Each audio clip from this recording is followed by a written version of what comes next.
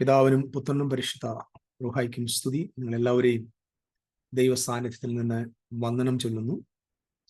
ഒരു പ്രാവശ്യം കൂടെ നമുക്ക് ദൈവവചനം പഠിക്കാൻ കർത്താവ് നൽകുന്ന വലിയ അവസരങ്ങൾക്കായിട്ട് ദൈവത്തിന് സ്തോത്രം അർപ്പിക്കുന്നു. കഴിഞ്ഞ ദിവസങ്ങളിൽ നമ്മൾ ഗോഗ് മഗോഗ് എന്ന യുദ്ധത്തെക്കുറിച്ച് വളരെ ഭയാനകമായ നിലയിൽ കേരളത്തിലെങ്ങും പ്രത്യേകിച്ച് ക്രൈസ്തവ സമൂഹത്തിന്റെ ഇടയിൽ പ്രസംഗിക്കപ്പെടുന്ന ഒരു വിഷയമാണ് ഗോഗ് മഗോഗ്. ഇത് സാധാരണ നമ്മുടെ പഠനത്തിന്റെ ഭാഗമായിട്ടുള്ളതാണെങ്കിലും നമ്മുടെ ഇന്നത്തെ ഇപ്പോൾ നടക്കുന്ന നമ്മുടെ സ്കൂളിന്റെ സിലബസിന്റെ ഭാഗമല്ല. ഇതെടുത്തത് തന്നെ നമ്മുടെ ഇന്നത്തെ ഒരു സമകാലിക വിഷയവുമായി ബന്ധപ്പെട്ടാണ്. ഇതിന്റെ നിജസ്ഥിതി എന്താണ് എന്ന് നമ്മൾ വിശുദ്ധ ബൈബിൾ വെച്ച് തന്നെ വ്യാഖ്യാനിച്ച് നമ്മൾ കൊണ്ടുവരിക. ഞാൻ ബൈബിൾ മനസ്സിലാക്കുന്നത്, ബൈബിളിനെ നമ്മൾ വ്യാഖ്യാനിക്കേണ്ടത് സമകാലിക സംഭവങ്ങളുടെ വെളിച്ചത്തിലല്ല, ആനുകാലിക സംഭവങ്ങളുടെ വെളിച്ചത്തിലല്ല. നമുക്ക് ഇന്ന് സോഷ്യൽ മീഡിയയിലൂടെ ലഭിക്കുന്ന അറിവുകളുടെ ബേസിലല്ല ദൈവത്തിന്റെ വചനത്തെ നമുക്ക് വ്യാഖ്യാനിക്കേണ്ടത്. കഴിഞ്ഞ ദിവസം നമ്മൾ പഠിച്ചു നിന്ന ആ ഭാഗത്തോടെ അവിടെ ആ നിർത്തിയ സ്ഥാനത്ത് നിന്ന് നമ്മൾ ഇന്ന് നമ്മുടെ പഠനം തുടരുവാനാണ് ആഗ്രഹിക്കുന്നത്. നമ്മൾ എസെക്കിയേലിന്റെ പ്രവചനത്തില് കഴിഞ്ഞ ദിവസം വായിച്ച ഭാഗം ഞാൻ ഒന്ന് തൊട്ടുപോകാൻ ആഗ്രഹിക്കുകയാണ്. ഇതിനെ കുറിച്ചുള്ള റിവിഷൻസ് ഒന്നുമില്ല, മറിച്ച് ജസ്റ്റ് അവസാനിച്ച ഭാഗത്ത് നിന്ന് നമ്മൾ പോവുകയാണ്. 11-ാമത്തെ വാക്യം, അതിൻ്റെ എസെക്കിയേൽ പ്രവചനം 38-ാം അധ്യായത്തിന്റെ 11-ാമത്തെ വാക്യം. മതിലില്ലാത്ത ഗ്രാമങ്ങൾ ഉള്ള ദേശത്ത് ഞാൻ ചെല്ലും, കൊള്ള ഇടയേണ്ടതിനും കവർച്ച ചെയ്യേണ്ടതിനും ശൂന്യമായി കിടന്നിട്ട് വീണ്ടും നിവാസികളുള്ള സ്ഥലങ്ങൾക്ക് നേരെയും ജാതികളുടെ ഇടയിൽ നിന്ന് ശേഖരിക്കപ്പെട്ടും കന്നുകാലികളെയും ധനത്തെയും സമ്പാദിച്ചും ഭൂമിയുടെ മധ്യേ വസിച്ചുമിരിക്കുന്ന ഒരു ജനത്തിന് നേരെ കൈ നീട്ടേണ്ടതിന് ഒട്ടൊഴിയാതെ മതിലും ഓടാമ്പലും കതകും കൂടാതെ നിർഭയം വസിച്ച് സ്വൈര്യമായിരിക്കുന്നവരുടെ നേരെ ഞാൻ ചെല്ലും എന്ന് നീ പറയും. ഇത് വളരെ പ്രധാനപ്പെട്ട ഒരു പോയിന്റ്. ഇതൊന്നും ആളുകൾ, നമ്മുടെ അന്ത്യകാല പ്രവചന പ്രഭാഷകന്മാര് ശ്രദ്ധിക്കത്ത് പോലും ഇല്ലാത്ത വാക്കുകൾ. മതിലില്ലാത്ത ഒരു, നമ്മുടെ ഇന്നത്തെ ക്ലാസ് ഒരു അല്പം വളരെ ക്രൂഷ്യൽ ആയിട്ടുള്ള ചില കാര്യങ്ങളെ മനസ്സിലാക്കിക്കാനുള്ള ഒരു ക്ലാസ്സാണ് ഇത്. ഇവിടെ മതിലില്ലാത്ത ഒരു പട്ടണം, അപ്പൊ സ്വൈര്യമായി താമസിക്കുക. അതിന് കാരണം നമ്മൾ കഴിഞ്ഞ ദിവസം പഠിച്ചു. അന്ന് ഇവർ സ്വൈര്യമായിരിക്കാനുള്ള കാരണം എന്താ? ബാബിലോണിലേക്ക് നാട് കടത്തപ്പെട്ട ജനം അവിടെ 70 വർഷം ദൈവത്തിന്റെ പ്രമാണമനുസരിച്ചുള്ള, ദൈവപ്രവചനമനുസരിച്ചുള്ള ശിക്ഷകളെ ഏറ്റ ജനം, പ്രവാസത്തിൽ താമസിച്ച ജനം. ജെറമ്യാവിന്റെ പ്രവാചക പുസ്തകത്തിൽ എഴുതിയിരിക്കുന്ന ദൂതിനനുസൃതമായി അങ്ങനെ രേഖപ്പെടുത്തിയിരിക്കുന്നത് കണ്ട ദാനിയേല് ഉപവസിച്ച് പ്രാർത്ഥിച്ച്, അതിന്റെ കൂട്ടത്തിൽ തൊട്ടപ്പുറത്ത് എസ്തറുണ്ട്, മൊർദെഖായി ഉണ്ട്. ഒരു പ്രാർത്ഥനയുടെ ഫലമായി ദൈവം ഈ ജനതയെ അവിടെ നിന്ന് ബഹുസമ്പത്തോടുകൂടെ പുറപ്പെടുവിക്കുകയാണ്. 70 വർഷത്തെ പ്രവാസം കഴിഞ്ഞവർ മടങ്ങി വരുന്ന ചരിത്രമാണ് എസ്രായുടെ പുസ്തകത്തിലും നെഹമ്യാവിന്റെ പുസ്തകത്തിലും സക്കറിയാവിന്റെ പുസ്തകത്തിലും രേഖപ്പെടുത്തിയിട്ടുള്ളത്. വളരെ ശ്രദ്ധിക്കണം. ഇവിടെ ഞാൻ ഇതെന്തുകൊണ്ടാണ് ഇതെടുത്തെന്ന് ചോദിച്ചാൽ, കേട്ട് മടുത്തത് കൊണ്ടാണ്. നമ്മൾ എവിടെ ഇപ്പൊ യൂട്യൂബ് തുറന്നാലും ഗോഗ് മഗോഗ്, അർമഗദോന്, 3-ാം ലോകമഹായുദ്ധം, ഇങ്ങനെയുള്ള പ്രസംഗം അല്ലാതെ വേറൊരു പ്രസംഗമില്ല. അപ്പൊ ഗോഗ് മഗോഗ് എന്ന് പറയുന്നത് വലിയ 3-ാം ലോക മഹായുദ്ധമാണെന്നും പ്രസംഗിക്കുന്ന കേട്ടിട്ടാണ് ഞാൻ വിചാരിച്ചത് ഈ സമയത്ത് ഇതൊന്ന് മനസ്സിലാക്കാം. ചെവിയുള്ളവർ കേട്ടാൽ മതി. ഇപ്പൊ ഇപ്പോഴും ശ്രദ്ധിച്ചാൽ മതി. ഈ ട്രൂത്ത് എല്ലാവരും വിശ്വസിക്കുന്നില്ലല്ലോ എന്നതുകൊണ്ട് സത്യമല്ലാതാകില്ല. എല്ലാവരും വിശ്വസിച്ചത് കൊണ്ട് അത് സത്യമാകണമെന്നും ഇല്ല. അപ്പം ട്രൂത്ത് എപ്പോഴും ഒരു ചെറിയ ആളുകളുടെ കൂട്ടത്തിൽ മാത്രമേ നിൽക്കത്തുള്ളൂ എന്ന ബോധ്യത്തോടെ വേണം നമ്മൾ ഈ വചനങ്ങളെ മനസ്സിലാക്കാനായിട്ട്. രണ്ടാമത് ഞാൻ എപ്പോഴും പറയാറുണ്ട്, നമ്മളിത് പ്രസംഗിക്കുന്നതുകൊണ്ട് നമുക്ക് എന്തെങ്കിലും നേട്ടമുണ്ടോ? നേട്ടമുണ്ടെങ്കിൽ അത് സത്യമല്ല. നേട്ടത്തിന് വേണ്ടി പ്രസംഗിക്കുന്നത് സത്യമല്ല. നമ്മളെ സംബന്ധിച്ചിടത്തോളം, എന്നെ സംബന്ധിച്ചുള്ളത് ഇതിനകത്തൊരു നേട്ടവുമില്ല, നഷ്ടം മാത്രമേ ഉള്ളൂ. എല്ലാ നഷ്ടവും കഷ്ടവും പരിഹാസവും ആക്ഷേപവും ഒക്കെ സഹിച്ചുകൊണ്ട് തന്നെയാണ് ദൈവത്തിന്റെ വചനം പ്രസംഗിക്കുന്നത്. എനിക്ക് അഭിമാനമുണ്ട്. കാരണം നിങ്ങളെ മനുഷ്യർ പുകഴ്ത്തുന്നുവെങ്കിൽ അയ്യോ കഷ്ടം. സകല കള്ളപ്രവാചകന്മാരെയും മനുഷ്യർ അങ്ങനെ തന്നെ പുകഴ്ത്തി എന്നാണ് എൻ്റെ കർത്താവിൻ്റെ വാക്ക്. അതുകൊണ്ട് മറ്റുള്ളവർ പറയുന്നതിൻ്റെ പേരിൽ ഇത് കളഞ്ഞിട്ട് പോകേണ്ട ആവശ്യമില്ല. ധൈര്യമായിട്ട് പറയണം. കാരണം കള്ളപ്രവാചകന്മാരെ മാത്രമേ ജനം പുകഴ്ത്തത്തുള്ളൂ. ഓക്കെ, അതുകൊണ്ട് ഞാൻ 100% വിശ്വസിക്കുന്നത് ഞാനൊരു സത്യപ്രവാചകനാണ്. കാരണം നമുക്ക് പുകഴ്ച ലഭിക്കാത്തത് കൊണ്ട്. അതാണ് അതിൻ്റെ ആ ലിറ്റ്മസ് ടെസ്റ്റ് എന്ന് പറയുന്നത്. ഇവിടെ നമ്മൾ തിരിച്ചു വരികയാണ്. ഇവിടെ ജനങ്ങൾ സ്വൈര്യമായി പാർക്കുന്ന, സെക്യൂറായിട്ട് താമസിക്കുന്ന സ്ഥലം. അത് 8-ാമത്തെ വാക്യത്തിലും അങ്ങനെ, ഏറിയ നാൾ കഴിഞ്ഞിട്ട് നീ സന്ദർശിക്കപ്പെടും, വാളിന് ഒഴിഞ്ഞു പോകുന്നതും സകല ജാതികളിൽ നിന്ന് ശേഖരിക്കപ്പെട്ടതുമായ ഒരു രാജ്യത്തേക്ക് നീ ഒടുക്കം വന്നു ചേരും. അത് ഇസ്രായേലിനെ കുറിച്ചാണ് കേട്ടോ. നിരന്തര ശൂന്യമായി കിടന്നിരുന്ന ഇസ്രായേൽ പർവ്വതങ്ങളിൽ തന്നെ, എന്നാൽ അവർ ജാതികളുടെ ഇടയിൽ നിന്ന് വന്ന് എല്ലാവരും നിർഭയമായി വസിക്കുന്ന സമയം. മതിലില്ല, നിർഭയമായി വസിക്കുന്നു. വലിയ സമ്പത്തോടുകൂടെ മടങ്ങി വന്ന് ഭൂമിയുടെ മധ്യ താമസിക്കുന്നത്. സെന്റർ ഓഫ് ദ വേൾഡ് എന്ന് പറയുന്നത് ഒരു എബ്രായിക്ക് ഇഡിയമാണ്. അവിടുത്തെ ഒരു പഴഞ്ചൊല്ലാണ്. സെന്റർ ഓഫ് ദ വേൾഡ് ജെറുസലേമിനെ കുറിക്കുന്നു. അപ്പൊ സെന്റർ ഓഫ് ദ വേൾഡ് എന്ന് പറയുന്നത് ജെറുസലേമാണ്. ആ ജെറുസലേമിൽ താമസിക്കുന്ന ജനം, അവരുടെ നേരെ കൈനീട്ടുവാൻ, അവരെ കൊള്ളയിടുവാൻ, അവരെ നശിപ്പിക്കുവാനായി ഒരു ആൾക്കൂട്ടം വരുന്നു. അല്ലെങ്കിൽ ഒരു ആളുടെ നേതൃത്വത്തിൽ ഗോഗ് എന്ന് പറയുന്ന ഗോഗിന്റെ പ്രഭുവായിരിക്കുന്ന ഒരാൾ വലിയൊരു കൂട്ടം ആളുകളുമായിട്ട് വരുന്നു എന്നതാണ് നമ്മൾ കഴിഞ്ഞ ദിവസം മനസ്സിലാക്കി. ഇന്നത്തെ ഇസ്രായേൽ ഒരിക്കലും മതിലില്ലാത്ത പട്ടണമല്ല, നിർഭയമായി വസിക്കുന്ന സ്ഥലമല്ല. ഇന്ന് വെസ്റ്റ് ബാങ്കിൽ മാത്രം 500 മൈൽ അധികം വലിയ വൻമതിലുണ്ട്.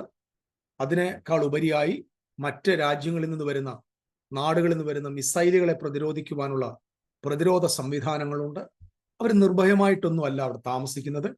അവർക്ക് ഭയമുള്ളത് കൊണ്ട് തന്നെയാണ് അവരുടെ സാങ്കേതിക വിദ്യ ഉപയോഗിച്ച്, അയൺഡോം ഉപയോഗിച്ചൊക്കെ പല സുരക്ഷാ ക്രമീകരണങ്ങളൊക്കെ വെച്ചിട്ടാണ് അവർ സ്വൈര്യമായിട്ട് അവിടെ താമസിക്കുന്നത്. പിന്നെ ഈ ജനം ബഹുകാലത്തിന് ശേഷം സമ്പത്തോട് വാരിക്കൂട്ടിയൊന്നും ഇവിടെ വന്നവരല്ല. ഇന്ത്യയിൽ നിന്ന് പോയവരായാലും ആഫ്രിക്കയിൽ നിന്ന് വന്നവരാണെങ്കിലും പല രാജ്യങ്ങളിൽ നിന്ന് വന്നവരാണെങ്കിലും അവരെല്ലാം കൂടെ സമ്പത്തും വാരിക്കൂട്ടിക്കൊണ്ട് വന്നത്. ഇത് ആ പശ്ചാത്തലം അതല്ല എന്ന് നിങ്ങളെ ഓർമ്മപ്പെടുത്തുകയാണ്. ഇനി നമ്മൾ ഇതിനെ നമ്മൾ എന്താണ് മനസ്സിലാക്കേണ്ടതെന്ന് നമ്മൾ ആദ്യം പോവാം. ഇവിടെ ആദ്യമായിട്ട് നമ്മൾ എടുക്കേണ്ട ഒരു ടേം ഉണ്ട്. ഞാൻ നേരത്തെ നിങ്ങളോട് പറഞ്ഞു, ഞാൻ ഈ പ്രൊഫറ്റിക്കൽ സംഭവങ്ങൾ കൂടുതൽ പഠിപ്പിക്കുന്ന ആളല്ല. പ്രൊഫറ്റിക്കൽ ഈ പ്രറ്റിസ്റ്റിക് വ്യൂ വന്ന ശേഷമാണ് ഞാൻ ഈ വെളിപ്പാട് പുസ്തകം പോലും എടുക്കുന്നത്. ഞാനിത് എടുക്കുന്നതിൻ്റെ ഒരു കാരണം, ഇതിൻ്റെ ഒരു ബേസ് ഉണ്ടെങ്കിൽ മാത്രമേ നമുക്ക് ദൈവരാജ്യത്തിന് വാട്ട് ഈസ് നെക്സ്റ്റ് എന്നൊരു കോൺസെപ്റ്റ് ഉണ്ട്, അത് മനസ്സിലാക്കി മുൻപോട്ട് പോകാനായിട്ട് കഴിയത്തെല്ലാം ഫൗണ്ടേഷൻസാണ്. ഒരുപക്ഷെ 100 കണക്കിന് വർഷങ്ങൾക്ക് മുമ്പ്, വർഷങ്ങളായിട്ട് ഡിസ്പെൻസേഷണലിസ്റ്റ് ആളുകൾ കൊണ്ടുവന്ന് ഇട്ട് ഉറപ്പിച്ച് സ്ഥിരപ്പെടുത്തി സത്യമാണെന്ന് വിശ്വസിപ്പിച്ച് ജനത്തിന്റെ ഹൃദയങ്ങൾക്കകത്ത് ഫീഡ് ചെയ്തിരിക്കുന്ന കുറേ കാര്യങ്ങളുണ്ട്. അത് ഒരു ദിവസം കൊണ്ട് മാറ്റിയെടുക്കാനായിട്ട് പറ്റത്തില്ല. അപ്പൊ നമ്മൾ ചെയ്യേണ്ടത് ഇത് കുറച്ച് അല്പമായിട്ട് ഇവർക്ക് കൈമാറുക എന്നുള്ളതാണ്. അപ്പം ഓരോന്നോരോന്നാണ്. ഇത് വലിയൊരു പർവ്വതമാണ്. ഈ പർവ്വതത്തിന്റെ ഒരു സൈഡിൽ നിന്ന് ഇങ്ങനെ എലി തുറക്കുന്ന പോലെ ഇങ്ങനെ തുറന്നേ പറ്റത്തുള്ളൂ. കാരണം ഇത് വലിയൊരു പർവ്വതമാണ്, 150 വർഷത്തെ ഒരു പർവ്വതമായി. ഓക്കെ, നമ്മളിവിടെ ഒരു പദത്തെ ഒന്ന് എടുക്കാൻ പോകും. നോക്കിയേ, ഇവിടെ എടുക്കേണ്ട പദം മതിലില്ലാത്ത ഗ്രാമങ്ങളുള്ള ദേശത്ത്, അൺവാൾഡ് വില്ലേജസ്. നമ്മൾ വേദോസം എടുക്കുമ്പോൾ ഞാൻ ഇപ്പോഴും നിങ്ങളോട് പറഞ്ഞു, ബൈബിള് കൊണ്ട് മാത്രമേ വ്യാഖ്യാനിക്കാവൂ. ഈ അൺവാൾഡ് വില്ലേജസ് എന്ന് പറയുന്ന പദം വിശുദ്ധ തിരുവെഴുത്തില് 3 പ്രാവശ്യമാണ് ഉപയോഗിച്ചിരിക്കുന്നത്.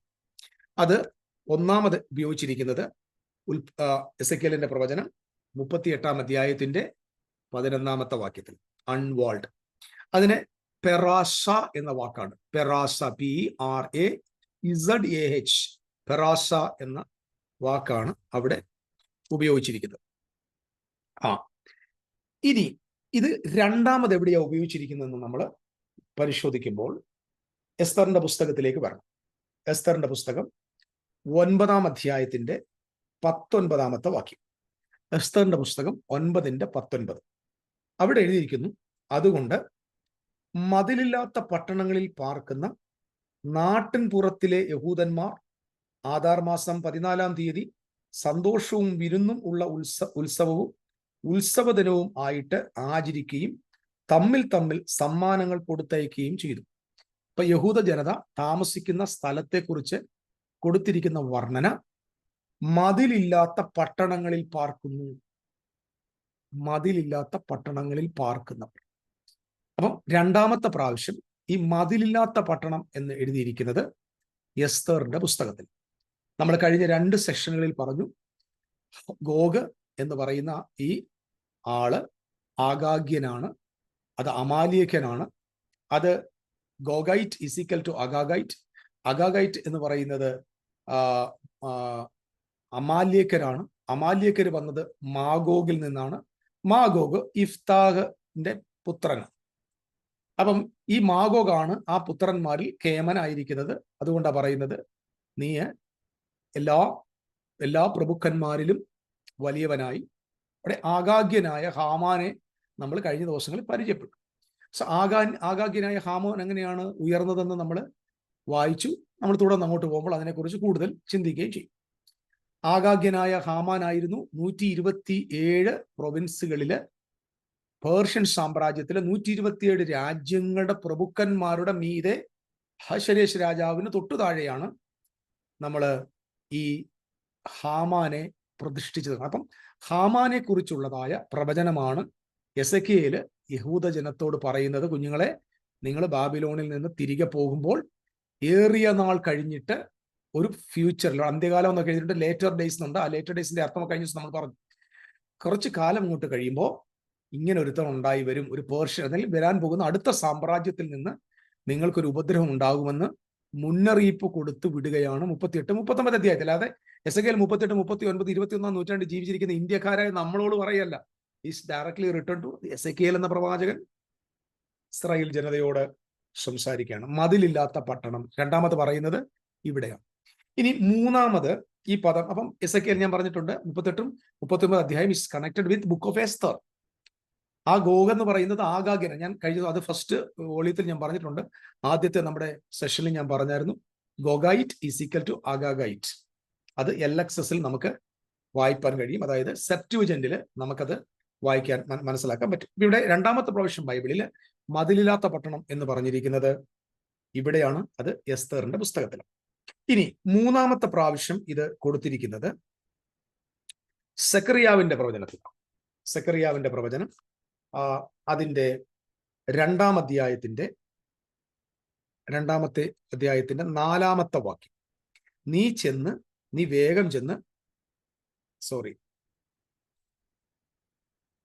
വേഗം ചെന്ന് ഈ ബാല്യക്കാരനോട് സംസാരിച്ച് യെരൂശലേം അതിലെ മനുഷ്യരുടെയും മൃഗങ്ങളുടെയും ബഹുത്വം നിമിത്തം മതിലില്ലാതെ തുറന്നു കിടക്കും എന്ന് പറക. മനുഷ്യരുടെയും മൃഗങ്ങളുടെയും ബഹുത്വം നിമിത്തം, അപ്പൊ മതിലിനകത്ത് ഒതുക്കിയിടാൻ പറ്റാത്ത നിലയിൽ ഇസ്രായേൽ ജനതയിൽ ജനപ്പെരുപ്പവും സമ്പത്തിന്റെ പെരുപ്പവും ഉണ്ടായി. മനസ്സിലാക്കണം. അപ്പൊ മൂന്നാമത്തെ പ്രാവശ്യം ഇത് പറയുന്നത്, അപ്പൊ നിങ്ങൾ ശ്രദ്ധിക്കണം, ഈ സെക്കറിയാവിന്റെ പ്രവചനം എഴുതുന്നത് ഏത് സമയത്താ? ഇസ്രായേൽ ഗ്രഹം തിരികെ വരും. അപ്പം എസ്ര, നെഹേമിയാവ്, എസ്തർ കൂട്ടത്തിൽ അത് കഴിയുമ്പോൾ സെക്കറിയാവ്, എല്ലാവരും ആ പ്രവാസത്തിൽ നിന്ന് മടങ്ങി വന്നവരുടെ കൂട്ടമാണ്. അപ്പം സെക്കറിയാവ് അതുകൊണ്ടാണ് പറഞ്ഞത്, സെറുബാബേലിനോട് പറയുന്നുണ്ട്, നിന്റെ കൈ തന്നെ അതിൽ അടിസ്ഥാനമിടും, കൃപാകൃപ എന്ന ആർപ്പോടുകൂടെ ആലയത്തിന്റെ ആണിക്കല്ല് കയറും എന്നൊക്കെ പറയുന്നത് യെരൂശലേമിന്റെ ദേവാലയം തകർന്നിട്ട് ബാബിലോണിലേക്ക് പോയ ജനത തിരിച്ചു വരുമ്പോ തിരിച്ചു വന്ന് അവര് വരുന്ന സമയത്ത് എഴുതിയതാണ് ഈ സെക്കറിയാവിന്റെ പ്രാപം. സെക്കറിയാവ് ആ മടങ്ങി വന്ന ജനതയുടെ വാസത്തെക്കുറിച്ച് പറയുന്നത് എങ്ങനെയാണ്? മതിലില്ലാത്ത പട്ടണങ്ങളിൽ ബഹുത്വ നിമിത്തം, ജനത്തിന്റെയും മൃഗങ്ങളുടെയും ബഹുത്വ നിമിത്തം തുറന്നു കിടക്കുന്ന ഒരു പട്ടണം. അപ്പം വിശുദ്ധ ബൈബിള് നമ്മൾ വചനം കൊണ്ട് വ്യാഖ്യാനിക്കാം. നമുക്ക് നോക്കിയാൽ അപ്പം ഏത് സ്ഥലത്തേക്കാണ് ഈ ഗോഗ് എന്ന് പറയുന്നവൻ വലിയൊരു സമൂഹവുമായിട്ട് ഏകദേശം 7 രാജ്യങ്ങളുമായി ചേർന്ന് Rosh, chief of the prince's, ആ ഒരു പ്രിൻസ്, ഒരു ഉയർന്ന തലവൻ 7 രാജ്യങ്ങളുമായിട്ട് പേർഷ്യൻ സാമ്രാജ്യത്തിന്റെ പലയിടങ്ങളിൽ നിന്ന് ആളുകളെ കൂട്ടിക്കൊണ്ട് ഇസ്രായേലിന് നേരെ കടന്നു വരിക ഒരു ബഹുസൈന്യം വരുന്നത് എപ്പോഴാ? മതിലില്ലാത്ത പട്ടണം. അപ്പൊ മതിലില്ലാത്ത പട്ടണം എന്ന് പറയുന്നത് അവിടെ നമ്മൾ ചിന്തിക്കേണ്ട ഒരു പ്രധാന പോയിന്റാണ്. അത് മറ്റൊരിടത്ത് കാണുന്നത് എസ്തറിന്റെ പുസ്തകത്തിലാണ്. മൂന്നാമത് കാണുന്നത് എസ്തറിന്റെ പുസ്തകവുമായിട്ട് തന്നെ ആ കാലഘട്ടവുമായി ബന്ധപ്പെട്ട് നിൽക്കുന്ന സെഖറിയാവിന്റെ പുസ്തകത്തിലാണ്. ഈ 3 സ്ഥലങ്ങളിലാണ് നമ്മൾ ഈ മതിലിനെ കാണും. അപ്പൊ ഇതിനകത്ത് പ്രധാനപ്പെട്ട ഒരു സത്യം എന്ന് പറയുന്നത് ഈ വിത്തൗട്ട് വാൾ, അവിടെ വാളില്ല, അവിടെ തുറന്ന്, എന്തുകൊണ്ട് അവിടെ വാളുകളില്ല എന്നതിന് നമ്മൾ വചനം പഠിക്കുമ്പോൾ 2-ാം അധ്യായത്തിന്റെ 5-ാം വാക്യം വരെ, എന്നാൽ മൃഗങ്ങളുടെയും ബഹുത്വ നിമിത്തം മതിലില്ലാതെ തുറന്നു കിടക്കുമെന്ന് പറയുക എന്ന് പറഞ്ഞാൽ ഒരു ഭയവും ഇല്ലാതെ, ഒരു ശത്രുവിനെയും പേടിക്കാതെ ജനത അവിടെ തുറന്നു കിടക്കുമെന്ന് പ്രവചിക്കാൻ പറയും. 5-ാം വാക്യം, എന്നാൽ ഞാൻ അതിന് ചുറ്റും തീമതിലായിരിക്കും. ശ്രദ്ധിക്കണം, നമ്മൾ ഈ വാക്യമൊക്കെ ഇഷ്ടംപോലെ ഉപയോഗിച്ചിട്ടുണ്ട്. ഞാൻ അവർക്ക് ചുറ്റും തീമതിലായിരിക്കും, ഞാൻ അതിന്റെ നടുവിൽ മഹത്വമായിരിക്കുമെന്ന് യഹോവയുടെ അരുളപ്പാട്. അപ്പൊ എന്തുകൊണ്ട് അവർക്ക് മതിലിന്റെ ആവശ്യമില്ല? അതിന് മറുപടി കൊടുത്തിരിക്കുന്നത് എന്താ? ഞാൻ അവർക്ക് ചുറ്റും തീ മതിലായിരിക്കും. അപ്പൊ ദൈവം തന്റെ ജനത്തിന് ചുറ്റും എന്തായിരിക്കുക? തീ മതിലായിരിക്കുകയും അതിന്റെ നടുവിൽ ദൈവം മഹത്വമായിരിക്കുകയും ചെയ്യുന്നത് കൊണ്ട് ആ ജനത നിർഭയം മതിലില്ലാത്ത പട്ടണങ്ങളിൽ ബഹുസഹസ്രം ജനങ്ങൾ താമസിക്കുകയാണ്. അപ്പൊ വിത്തൗട്ട് വാൾസ്, അവിടെ എന്തില്ല? ദൈവമാണ് അവരുടെ ചുറ്റും തീ മതിലായിട്ട് ഇരിക്കുന്നത്. ഇനി നിങ്ങൾ എസെക്കിയേലിന്റെ പ്രവചനത്തിലേക്ക് ഒന്ന് വന്നേ. എസെക്കിയേലിന്റെ ഞാൻ ഇത് പറയുമ്പോൾ നിങ്ങളുടെ കയ്യിൽ നിന്ന് ബൈബിൾ ഉണ്ടെങ്കിൽ എടുക്കുവാണെങ്കിൽ കുറച്ചും കൂടെ നിങ്ങൾക്കിത് മനസ്സിലാകും. 38-ാമത്തെ അധ്യായത്തില് അതിന്റെ 22-ാം വാക്യം നോക്കിക്കേ. എസെക്കിയേൽ 38:22. ഞാൻ മഹാമാരി കൊണ്ടും രക്തം കൊണ്ടും അതിനെ ന്യായം വിധിക്കും. ഞാൻ അവരുടെ മേലും അവരുടെ പടക്കൂട്ടങ്ങളുടെ മേലും അവനോട് കൂടെയുള്ള സകല ജാതികളുടെ മേലും പെരുമഴയും വലിയ ആലിപ്പഴവും തീയും ഗന്ധകവും വർദ്ധിപ്പിക്കും. അപ്പൊ ഇവിടെ ഇതൊക്കെ തീയും ഗന്ധകവും ഒക്കെ എന്ന് പറഞ്ഞാൽ അണുബോംബാന്നൊക്കെയാണ് വിശ്വസിക്കുന്നത്, പ്രസംഗിക്കുന്നത് കേട്ടോ. അണുബോംബ് വന്നിട്ട് ഞാൻ ചോദിക്കുക, ഇസ്രായേലിന്റെ നാട്ടില് അവരെല്ലാം കൂടെ വന്ന് ഇസ്രായേൽ ഒരു അണുബോംബ് ഇട്ടാൽ ആര് നശിക്കും? നിങ്ങളൊന്ന് ആലോചിച്ചു. ഇസ്രായേൽ എന്ന് പറഞ്ഞൊരു കൊച്ചു നാട്, ഇതൊക്കെ ചിന്തിക്കാനുള്ള കഴിവ് പോലും ഈ ആളുകൾക്ക് ഇല്ലല്ലോ എന്ന് പറയും. ഇസ്രായേൽ എന്ന് പറയുന്ന നാട്ടിലേക്ക് ഇവരെല്ലാം കൂടെ വരിക. ഇസ്രായേൽ തന്നെ ഒരു കൊച്ചു നാട്. അവർ കൊണ്ടുവന്ന് അണുബോംബ് ഇട്ട് കഴിഞ്ഞാൽ ആദ്യം ആ ഒടുങ്ങത്തവരുടെ കൂട്ടത്തിൽ ഈ യഹൂദന്മാരെല്ലാം കൂടെ അങ്ങ് തീർന്നു. അപ്പം ഇവരുടെ പ്രസംഗത്തിന് അതൊരു ലോജിക്ക് ഇല്ല എന്നുള്ളതാണ്. പക്ഷെ ഈ വാക്കൊക്കെ വെച്ച് 22-ാം വാക്യം പറയുന്നത് തീയും ഗന്ധകവും ആലിപ്പഴം എന്നൊക്കെ പറഞ്ഞാൽ ബോംബെന്നൊക്കെയാ പറയുന്നത്. ആലിപ്പഴം എന്ന് പറഞ്ഞാൽ ബോംബ്, പെരുമഴ എന്ന് പറഞ്ഞാൽ അത് ന്യൂക്ലിയർ ബോംബ്, ഹൈഡ്രജൻ ബോംബ്, ഇതൊക്കെയാണ് പ്രസംഗിക്കുന്നത്. പക്ഷെ ഇവിടെ വൈദികൻ തീ അയക്കും എന്ന് പറയുമ്പോൾ എന്താ അതിന്റെ കാരണം? ദൈവം അവരുടെ ചുറ്റും എന്തായിരിക്കുന്നു? തീ മതിലായിട്ടിരിക്കുന്നു. അപ്പൊ ദൈവം തന്നെ അവരെ ശിക്ഷിക്കും അതിന്റെ അർത്ഥം. പിടികിട്ടി ഞാൻ പറഞ്ഞേ, ദൈവം തന്നെ അവർക്ക് ന്യായവിധി അയക്കും. കാരണം ദൈവം തന്നെ ചുറ്റും തീമതിലാണ്. ആ തീ എന്തുവാ? ഇവരെ സൂക്ഷിക്കുന്ന ഈ തീ അവരുടെ ശത്രുക്കളെ ദഹിപ്പിക്കുമെന്നാണ് നമ്മൾ ഈ 2 വാക്യങ്ങളെ ചേർത്ത് മനസ്സിലാക്കേണ്ടത്. ഓക്കെ, ഇത്ര നിങ്ങൾക്ക് പിടികിട്ടിയെന്ന് ഞാൻ വിശ്വസിക്കുന്നു. So God's fire was protecting them. കാരണം പറയാം, എസ്തറും മൊർദെഖായിയും പ്രാർത്ഥിക്കുന്നവരായി, ദൈവത്തിന് വേണ്ടി നിൽക്കുന്നവരായി നമുക്ക് പേർഷ്യൻ നാട്ടിൽ കാണാൻ പറ്റും. ദൈവത്തിന്റെ ആലോചനയ്ക്ക് ഒരു വള്ളിയോ പുള്ളിയോ വ്യത്യാസം വരാതെ പ്രാർത്ഥിക്കുന്ന, ദൈവത്തോടൊപ്പം നിൽക്കുന്ന, ദൈവത്തിനു വേണ്ടി നിൽക്കുന്ന 2 പേരുണ്ടെങ്കിൽ ഒരു ജനതയെ മൊത്തം ദൈവം ഇന്നും നമ്മൾ പ്രൊട്ടക്ട് ചെയ്യുന്ന ദൈവമാണ്. ഞാനൊരു കാര്യം ഉറപ്പ് പറയാം, ഈ പഴയ നിയമത്തിൽ നമ്മുടെ ബൈബിൾ എടുക്കുമ്പോൾ ഇത് എല്ലാം ഫിനിഷ്ഡ് ആയ പുസ്തകമാണ്, അല്ലെങ്കിൽ ഇതിനകത്ത് പ്രോഫസീസ് എല്ലാം നിവൃത്തിയായതാണ്. പിന്നെ നമ്മൾ എന്തിനാ ഈ പുസ്തകം എടുക്കുന്നത്? ഈ ബൈബിളിനകത്തൊരു പാറ്റേൺ ഉണ്ട്.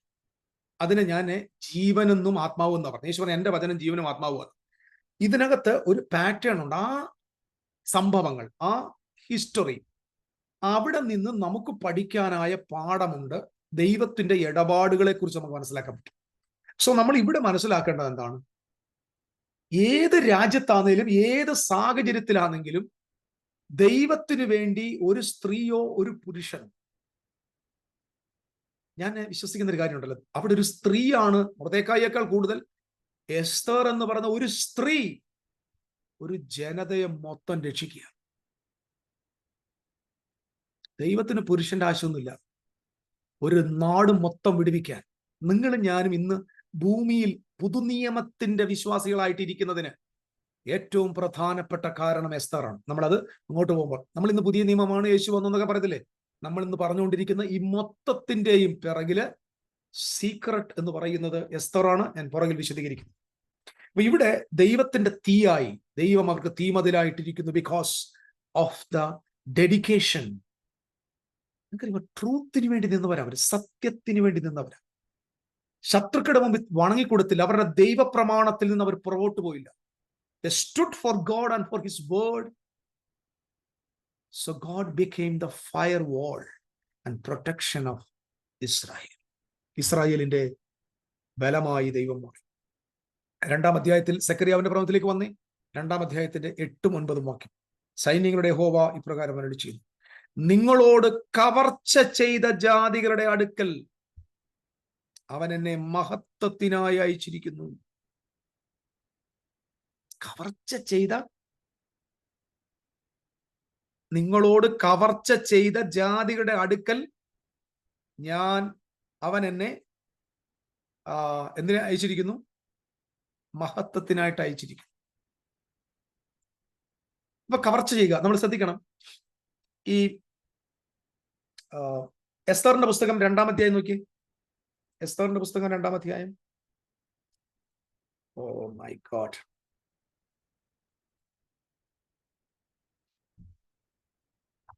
ഫ്രണ്ട്സ്, 2-ാം അധ്യായത്തിന്റെ 7-ാം വാക്യം. 2-ാം അധ്യായത്തിന്റെ 5-ാം അധ്യായത്തിൽ വായിക്കുന്നത് ഇങ്ങനെയാണ്. ഈ ഹാമാന് എന്തിനാണ് വരുന്നത്? കൊള്ളയിടുവാനായിട്ട് വരുന്ന കാണാം. അതായത് കൊള്ളയിടുക. ഞാനത് പിന്നെ വിശദീകരിക്കാം. അതായത് ഹാമാന്റെ ലക്ഷ്യം കൊള്ളയിടുക. എസെക്കിയേലിന്റെ പ്രവചനം 38-ാം അധ്യായത്തിൽ വായിക്കുന്നു, കൊള്ളയിടുവാനായി വന്നിരിക്കുന്നു. അപ്പം കൊള്ളയിടപ്പെട്ട ജാതി എന്ന് സെക്കറിയാവിന്റെ പറയുമ്പോൾ ഇത് ആരുടെ ജനം? ഇസ്രായേലിനെ കുറിച്ചാണ് പറയുന്നത്. കൊള്ളയാകാൻ വന്ന അല്ലെങ്കിൽ കൊള്ളയിടപ്പെട്ട ജാതികളുടെ ഇടയിൽ. അടുത്ത വാക്യം, നിങ്ങളെ തൊടുന്നവൻ എന്റെ കൺമണിയെ തൊടുന്നു, ഞാൻ അവരുടെ നേരെ കൈകുലുക്കും, അവർ തങ്ങളുടെ ദാസന്മാർക്ക് കവർച്ചയായി തീരും. സൈനികരുടെ യഹോവ എന്നെ അയച്ചിരിക്കുന്നു നിങ്ങൾ അറിയാം. അപ്പൊ ദൈവം പറയും, ഞാൻ അവരെന്റെ നിങ്ങളെ തൊടുന്നവൻ എന്റെ കൺമണിയെ തൊടുന്നു. എന്ത് ഈ കൺമണിയെ തൊടുക എന്ന് ഞാൻ മുമ്പ് പറഞ്ഞിട്ടുണ്ട്. ഒരു കുഞ്ഞു വാവയെ, നമ്മളൊരു കുഞ്ഞു ബേബിയെ നമ്മുടെ കയ്യിലോട്ട് ഇങ്ങനെ എടുത്താൽ നമ്മൾ ആ കുഞ്ഞിലേക്ക്, അവന്റെ കണ്ണിലേക്ക് നോക്കുമ്പോൾ നമ്മുടെ രൂപം ആ കുഞ്ഞിന്റെ കൺമണിയിൽ ഇങ്ങനെ തെളിഞ്ഞു വരും. നമ്മുടെ രൂപം ആ കൺമണിയിൽ നമുക്ക് കാണാൻ പറ്റും, നമ്മളെ കാണാൻ പറ്റും.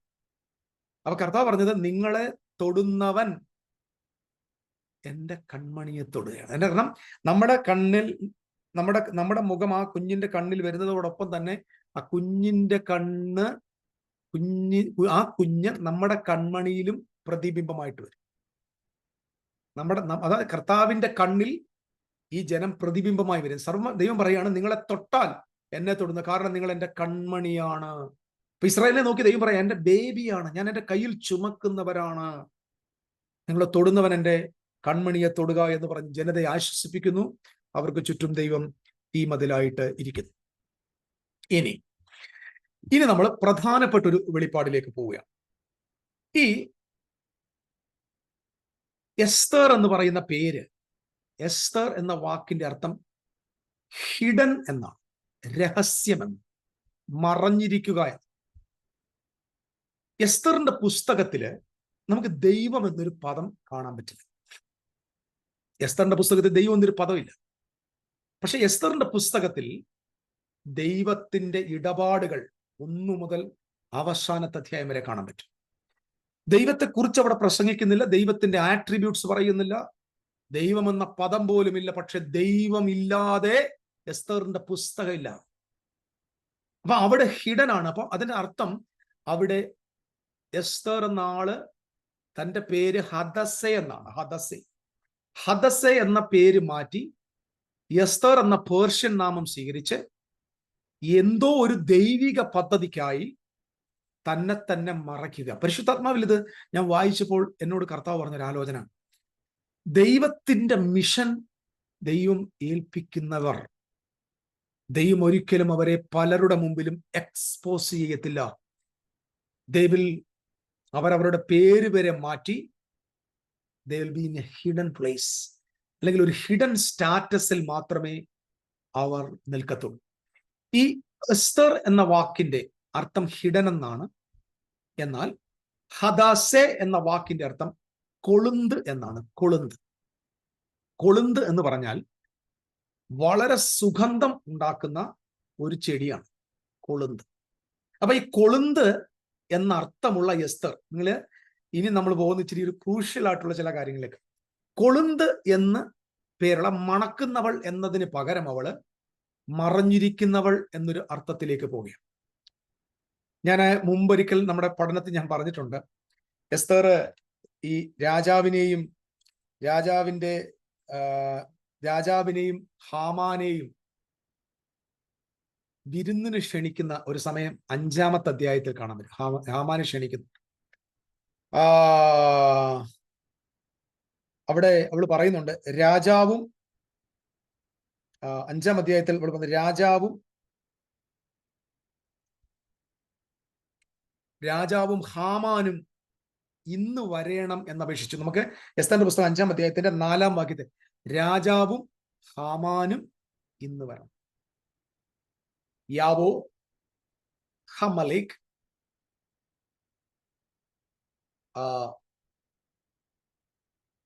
വാഹ് ഹമാൻ എന്ന വാക്ക്, അതായത് ഈ രാജാവും ഹാമാനും വരണം എന്ന ആ ഇൻവിറ്റേഷനകത്ത് യാവോ ഹമലേഖ്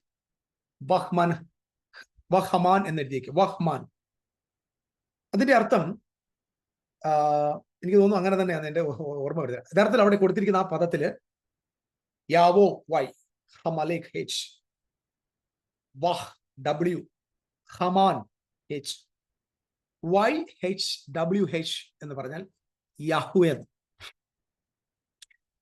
അവൾ വിരുന്നിന് രാജാവിനെയും ഹാമാനെയും പരസ്യമായിട്ട് വിളിച്ചപ്പോ മറഞ്ഞിരിക്കുന്നവൾ എന്നർത്ഥമുള്ള, രഹസ്യമായിരിക്കുന്നു എന്നർത്ഥമുള്ള എസ്തർ രഹസ്യമായി പരസ്യമായിട്ട് വെളിപ്പെടാത്ത അവളുടെ ദൈവത്തെ ആ വിരുന്നിന് ഇൻവൈറ്റ് ചെയ്തിരിക്കുക. എന്ന് പറഞ്ഞാൽ ഈ വിരുന്നില് ദൈവം തമ്പുരാന്റെ ഇടപാടുണ്ടാകാൻ പോകുന്നു. പറഞ്ഞാൽ ഞാൻ വിളിച്ചു വരുത്തുന്ന ഹാമാനും രാജാവിനും ഒരുക്കിയ വിരുന്നിൽ രഹസ്യമായിട്ടൊരു അതിഥി വരും. അത് ഞാൻ സേവിക്കുന്ന എന്റെ ദൈവമാണ്.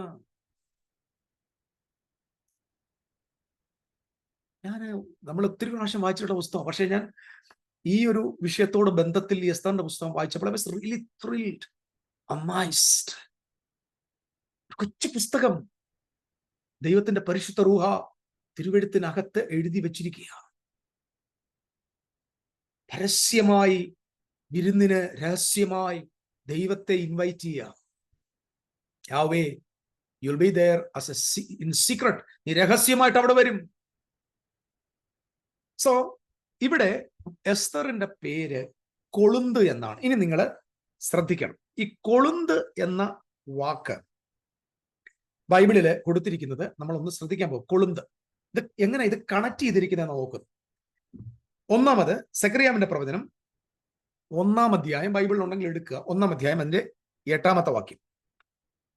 ഞാൻ രാത്രിയിൽ ചുവന്ന കുതിരപ്പുറത്ത് കയറിയിരിക്കുന്ന ഒരു പുരുഷനെ കണ്ടു. സെക്കറിയാവ് പ്രവചിക്കുക, ദീർഘവീക്ഷണമായിട്ട് പ്രവചിക്കുക. ഒരു പുരുഷനെ കണ്ടു, അവൻ ചോലയിലെ കൊഴുന്തുകളുടെ ഇടയിൽ നിന്നും. കൊഴുന്ത്. അപ്പൊ ഒരു പുരുഷനെ കാണുന്നു. ആ പുരുഷൻ എന്തിന്റെ ഇടയിലാണ് നിൽക്കുന്നത്? കൊഴുന്തുകളുടെ ഇടയിൽ. ആ ചോലയുടെ കൊഴുന്തുകളുടെ ഇടയിൽ നിന്നും അവന്റെ പിൻപിൽ ചുവപ്പും കാരാൾ നിറവും വെണ്മയുമുള്ള കുതിരകൾ ഉണ്ടായിരുന്നു. യജമാനന്മാരെ, ഇവർ ആരാകുന്നു എന്ന് ഞാൻ ചോദിച്ചത്. താഴോട്ട് പറയുമ്പോ, കൊഴുന്തുകളുടെ ഇടയിൽ നിൽക്കുന്ന പുരുഷൻ ഈ ഭൂമിയിൽ ഊടാടി സഞ്ചരിക്കേണ്ടതിന് യഹോവ അയച്ചിരിക്കുന്നവർ തന്നെ എന്ന് പറഞ്ഞു. കൊഴുന്തുകളുടെ ഇടയിൽ നിൽക്കുന്ന യഹോവയുടെ ദൂതൻ. ശ്രദ്ധിക്കണം, യഹോവയുടെ ദൂതൻ, ഒരു പുരുഷൻ നിൽക്കുന്ന കാഴ്ച, ചോലകളുടെ നടുവിൽ, കൊഴുന്തുകളുടെ ഇടയിൽ. ഇതൊരു പ്രവചനം. അതായത് സെക്കറിയാവ് ഈ ഗോഗ് മഗോഗ് യുദ്ധം, ഹാമാൻ ഈ ജനതയ്ക്ക് നേരെ ആക്രമിക്കാൻ വരുന്നതിന് മുമ്പ് പ്രവചിക്കുകയാണ്, ദൈവം നിങ്ങൾക്ക് ചുറ്റും അതിലാണ്, ദൈവം നിങ്ങളുടെ നടുവിൽ മഹത്വമാണ്, നിങ്ങളെ തൊടുന്നവൻ ദൈവത്തിന്റെ കൺമണിയെ തൊടുകയാണ് എന്ന് പ്രവചിക്കുമ്പോൾ ആ പ്രവചനത്തിന്റെ വോയിസിൽ വരുന്ന ദർശനത്തിൽ ഒരു കൊഴുന്ത് വെളിപ്പെടുകയാണ്.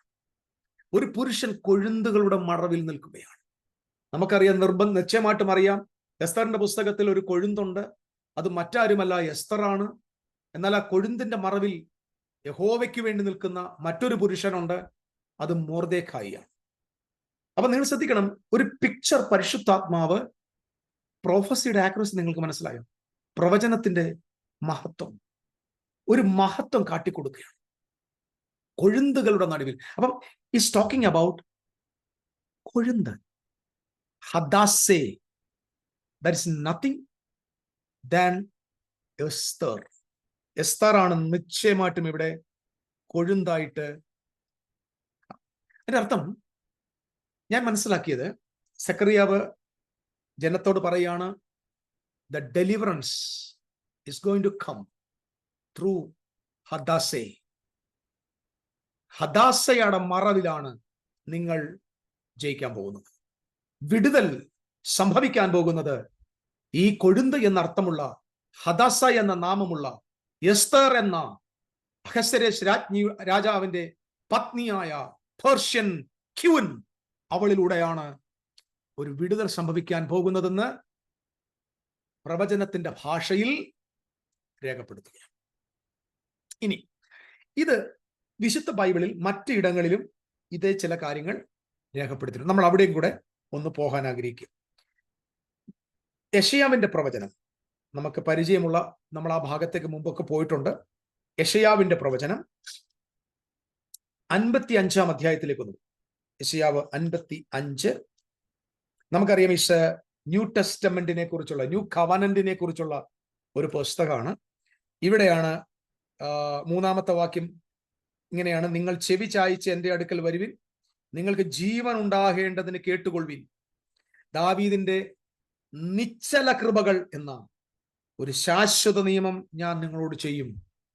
നമുക്കിത് നമ്മൾ മുമ്പ് പറഞ്ഞിട്ടുണ്ട്, ഷുവർ മേഴ്സീസ് ഓഫ് ഡേവിഡ്. ദാവീദിന്റെ നിശ്ചല കൃപ, അതായത് ദാവീദിനോട് ദൈവം പറഞ്ഞ ഒരു വാഗ്ദത്തം, നിന്റെ സന്തതികളിൽ സിംഹാസനത്തിൽ ഇരിപ്പാൻ നിനക്കൊരു പുരുഷപ്രജ ഉണ്ടാകാതിരിക്കില്ല എന്ന് പറഞ്ഞാൽ, ദാവീദിന്റെ ലൈനിൽ, ഡേവിഡിന്റെ ലൈനില് ദൈവത്തിന്റെ രാജ്യം ഭരിക്കാൻ ഒരു പുരുഷപ്രജ ഉണ്ടാകും എന്ന് ദൈവം ദാവീദിനോട് പ്രവചിച്ചിരിക്കുക. നിങ്ങൾക്കറിയാമോ, 10 ഗോത്രങ്ങൾ അശൂർ വന്ന്, സെൻഗരീബ് വന്ന് ലോകത്തിന്റെ പല നാടുകളിലേക്ക് ചെതറിപ്പോയി. ബാബിലോണിലേക്ക് നാട് കടത്തപ്പെട്ടവര് ഈ യഹൂദ ഗ്രഹത്തിലുള്ളവരാണ്. ആരൊക്കെയാണത്? ലേവ്യ ഗോത്രമുണ്ട്, യഹൂദ ഗോത്രമുണ്ട്, ബെന്യാമീൻ ഗോത്രമുണ്ട്. സോ ആ ബെന്യാമീൻ ഗോത്രത്തിൽപ്പെട്ടവരാണ് എസ്തറും മൊർദെഖായി. എന്നാൽ അവിടെ മറ്റൊരു കൂട്ടമുണ്ട്, അത് യഹൂദന്മാരാണ്, യഹൂദ ഗോത്രം. ആ യഹൂദ ഗോത്രത്തെ ദൈവത്തിന് സംരക്ഷിച്ചേ പറ്റൂ. ഇവരെത്ര തെറ്റ് ചെയ്താലും, എത്ര അഴുക്കിൽ പോയാലും, ദൈവത്തിന്റെ ഭയങ്കര കൃപ കൊണ്ട് ഇവരെ പ്രൊട്ടക്ട് ചെയ്തേ പറ്റത്തുള്ളൂ. കാരണം ഇവരിലൂടെയാണ് യഹൂദ ഗോത്രത്തിലെ സിംഹമായ, ദാവീദിന്റെ വേരായ, ദാവീദിന്റെ സിംഹാസനത്തിൽ ഇരിക്കേണ്ട ദാവീദ് പുത്രനായ മിശിഹായിക്ക് കടന്നു വരാൻ കഴിയത്തുള്ളൂ. അപ്പൊ മശിഹ വരുന്നത് വരെ ഈ ഡേവിഡ് ലൈനെ പ്രൊട്ടക്ട് ചെയ്തേ പറ്റൂ എന്നതുകൊണ്ട് തമ്പുരാൻ ദാവീദിനോടൊരു ഒരു ഒരു ഒരു നിയമം ചെയ്തു, ഒരു ശാശ്വത നിയമം. എന്നോ സംഭവിച്ചാലും, എന്തൊക്കെ സംഭവിച്ചാലും, നിന്റെ മേലുള്ള വാഗ്ദത്തം മാറിപ്പോകത്തില്ല. Praise the Lord. നിന്നോട് പറഞ്ഞ ദൈവത്തിന്റെ നിയമത്തിന് മാറ്റം വരത്തില്ല. അതിനെ വിശുദ്ധ ബൈബിൾ വിളിക്കുന്നു നിശ്ചല കൃപകൾ എന്ന ശാശ്വത നിയമം. ഇറ്റ് ഈസ് നത്തിങ് ദാൻ എന്താണ് ഇത്? പുതുനിയമമല്ലാതെ മറ്റൊന്നല്ല. പുതുനിയമം, പുത്തൻ നിയമം. ഇനി നമ്മൾ ഇത് താഴോട്ട് വായിക്കുമ്പോൾ, സാക്ഷികൾ ജാതികൾക്ക് സാക്ഷിയും വംശങ്ങൾക്ക് പ്രഭുവും അധിപതിയായിരിക്കുന്നു. നീ അറിയാത്തൊരു ജാതിയെ നീ വിളിക്കുന്നു നിന്നെ തന്നെ. നീ അറിയാത്തൊരു ജാതി നിന്റെ ദൈവമായ യഹോവ നിമിത്തവും ഇസ്രായേലിന്റെ പരിശുദ്ധ നിമിത്തവും അവൻ തന്നെ മഹത്വപ്പെടുത്തിയിരിക്കാൻ തന്നെ നിന്റെ അടുക്കൽ ഓടി വരും. ഇതെല്ലാം ജാതികൾ കർത്താവിങ്കിലേക്ക് വരുന്ന പുതുനിയമത്തെക്കുറിച്ച്, യഹൂദന്മാരും ജാതികളും കൂടെ ചേരുന്ന ഒരു പുതിയ ജനസമൂഹം കർത്താവിങ്കിലേക്ക് വരിക ചെയ്യും എന്നിങ്ങനെ രേഖപ്പെടുത്തുക. നോക്കിയേ, ഇനി താഴോട്ട് വായിക്കുമ്പോൾ ദൈവത്തിന്റെ വഴികൾ, വിചാരങ്ങൾ, വിത്ത്, ഇതെല്ലാം നമുക്കറിയാം. ഞാൻ അതിലേക്ക് പോയാൽ അവിടെ നിൽക്കാൻ പറ്റില്ല. 12-ാമത്തെ വാക്യത്തിൽ നിങ്ങൾ സന്തോഷത്തോടെ പുറപ്പെടും, സമാധാനത്തോടെ നിങ്ങളെ പറഞ്ഞയക്കും, മലകളും കുന്നുകളും നിങ്ങളുടെ മുമ്പിൽ പൊട്ടിയാർക്കും, ദേശത്തിലെ സകല വൃക്ഷങ്ങളും കൈകൊട്ടും, മുള്ളിന് പകരം സരളവൃക്ഷം മുളയ്ക്കും, പറക്കാരയ്ക്ക് പകരം കൊളുന്ത് മുളയ്ക്കും. കൊളുന്ത്.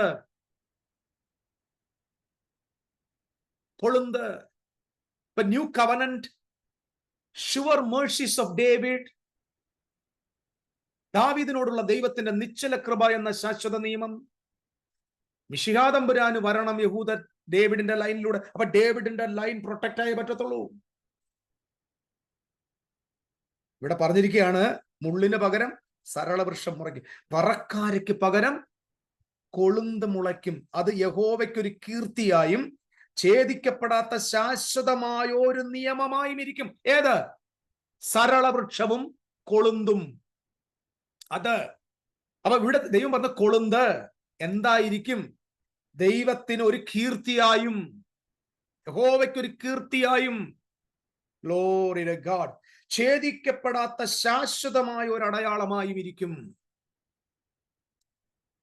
പറക്കാരയ്ക്ക് പകരം, മുള്ളും പറക്കാര എന്താ പ്രിയരെ? ശാപമാണ്. മുള്ളും പറക്കാരയും ഭൗതിക ലോകത്ത് വന്ന ശാപമെങ്കിൽ അതിനു പകരം സരളവൃക്ഷത്തെയും കൊളുന്തിനെയും മുളപ്പിച്ചിട്ട് പറയുന്നു അത് ദൈവത്തിന് കീർത്തിയായി മാറും, ഛേദിക്കപ്പെടാത്ത ശാശ്വത നിയമമായി മാറും. It is new covenant. നിങ്ങൾ ശ്രദ്ധിക്കണം, ആ ന്യൂ കവനന്റ് വരണമെങ്കിൽ ആരുണ്ടാകണം? ദാവീദിന്റെ കുലം ഉണ്ടാകണം. നമ്മൾ ഗോഗ് മഗോഗ് യുദ്ധമാണെങ്കിലും ഇതിനകത്തെ പ്രധാന വെളിപ്പാട് ഇതാണ്. ദാവീദിന്റെ ഗ്രഹം ഉണ്ടാകണം. കൃത്യമായ തുടർച്ചയായ പിന്തുടർച്ചയുള്ള ദാവീദിൽ നിന്ന് ഉത്ഭവിച്ച പ്രജ ഉണ്ടാകണം. അവർക്ക് ഛേദം വരാൻ പാടില്ല. അവർക്ക് പ്രൊട്ടക്ഷൻ. അതുകൊണ്ട് ഞാൻ അവർക്ക് ചുറ്റും തീമതിലായിരിക്കും. എന്തിനാ ഇവരെ പ്രൊട്ടക്ട് ചെയ്യുന്നത്? I'm just preserving David line for the King of Kings and the Lord of the Lord and for the new covenant. ഞാൻ ഒന്നുകൂടെ പറയാം, നേരത്തെ പറഞ്ഞ വാക്ക്. ഇന്ന് നിങ്ങൾ ഞാനും യേശു രക്ഷകൻ, വിമോചകൻ, വീണ്ടെടുപ്പ്, നിത്യജീവൻ എന്ന് നമ്മൾ പറയുന്നെങ്കിൽ ഇതിന്റെ പുറകിൽ ഒരു വ്യക്തിക്ക് കീർത്തിയുണ്ട്, ഒരു വ്യക്തിയുടെ പ്രയത്നമുണ്ട്, ഒരു വ്യക്തിയുടെ ദൃഢനിശ്ചയമുണ്ട്, ഒരു വ്യക്തിക്ക് ലഭിച്ച വെളിപ്പാടിന്റെ ആഴമുണ്ട്. ആ കീർത്തി ലോകപ്രസിദ്ധമായി ശാശ്വതമായി നിലനിൽക്കുന്നു. അത് മറ്റൊന്നുമല്ല, എസ്തർ എന്ന് പറയുന്ന സ്ത്രീ പോർഷ്യയിൽ കർത്താവിന്റെ ജനത്തിനു വേണ്ടി നിന്ന് അത് ഒരു കൊഴുന്ത്. It is connected with new covenant. മനസ്സിലായവർക്കായി സ്തോത്രം. കൊഴുന്ത്. നോക്കിക്കേ, ദൈവത്തിന്റെ പരിശുദ്ധാത്മാവ് ഈ വലിയ സംഭവത്തെ, ഈ ഭയങ്കരമായ സംഭവത്തെ തന്റെ പുസ്തകത്തിൽ is connected with new covenant. So Esther എന്ന് പറയുന്ന ആള്, അപ്പൊ നമ്മൾ ഒന്നുകൂടെ പറഞ്ഞ, അവിടെ എസ്തർ എന്നൊരു വ്യക്തി ഉണ്ടായില്ലായിരുന്നെങ്കിൽ ഹാമാൻ ആ ജനതയെ മൊത്തം കൊന്നുകളഞ്ഞേനെ. ആ ജനതയെ മൊത്തം കൊന്നുകളയുകയും ഡേവിഡിന്റെ വംശം അവസാനിക്കുകയും മിശിഹായ്ക്ക് വരുവാൻ കഴിയാതെ ആ കർത്താവായ ദൈവം 2000 വർഷമായി കൊണ്ടുവന്ന ഒരു ജനത അവസാനിക്കുകയും ചെയ്താൽ നമ്മൾ ഇന്ന് പറയുന്ന ന്യൂ ടെസ്റ്റമെന്റ് ഉണ്ടാവില്ലായിരുന്നു. എന്ന് പറഞ്ഞാൽ എസ്തറിന് 500 വർഷത്തിന് ശേഷം ബേത്ലഹേമിൽ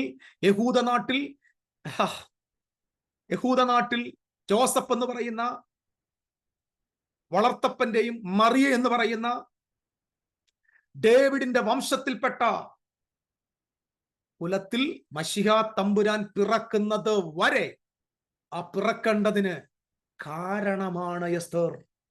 നിസാരമായിട്ട് കാണരുത് ഈ പുസ്തകം. എസ്തർ എന്നൊരു പുസ്തകം അവിടെ ഉണ്ടായില്ലായിരുന്നെങ്കിൽ യേശു ക്രിസ്തുവിന് വരാൻ പറ്റില്ലായിരുന്നു.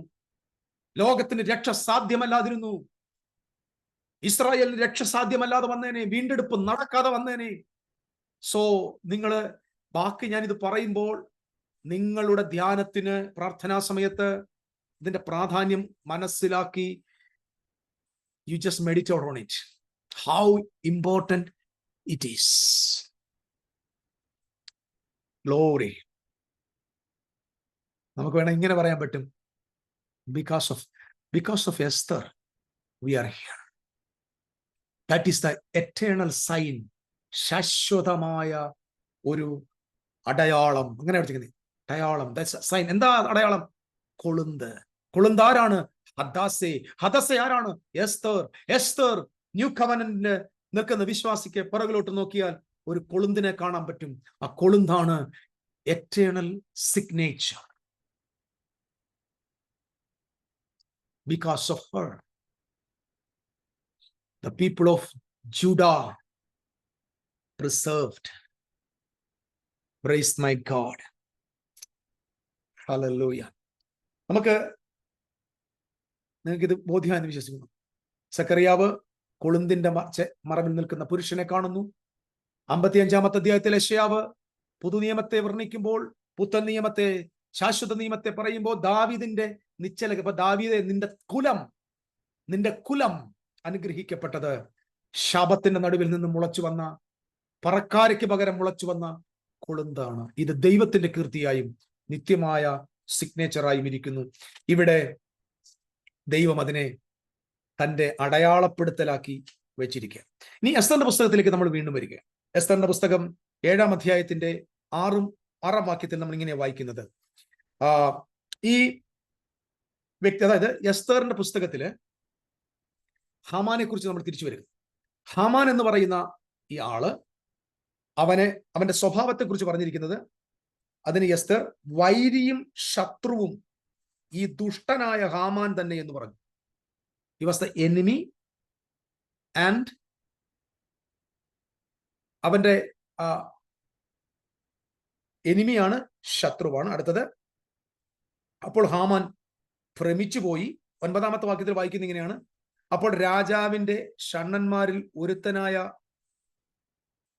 ഹർബോനു ഇതാ രാജാവിന്റെ നന്മയ്ക്കായി സംസാരിച്ച മൊർദെഖായിക്ക് ഹാമാൻ ഉണ്ടാക്കിയിരിക്കുന്ന 50 മുഴം ഉയരമുള്ള കഴുകുമരം ഹാമാന്റെ വീട്ടിൽ നിൽക്കുന്നു എന്ന് രാജസന്നിധിയിൽ ബോധിപ്പിച്ചു.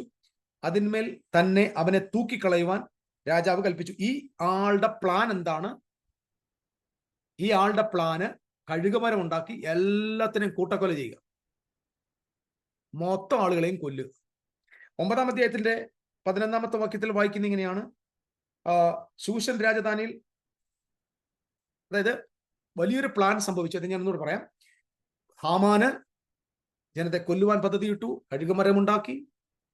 മാത്രമല്ല, മൊർദെഖായെ തൂക്കാൻ വേണ്ടിയാട്ടോ, എല്ലാവരും തൂക്കാനല്ല, മൊർദെഖായെ തൂക്കാൻ വേണ്ടിയാണ്.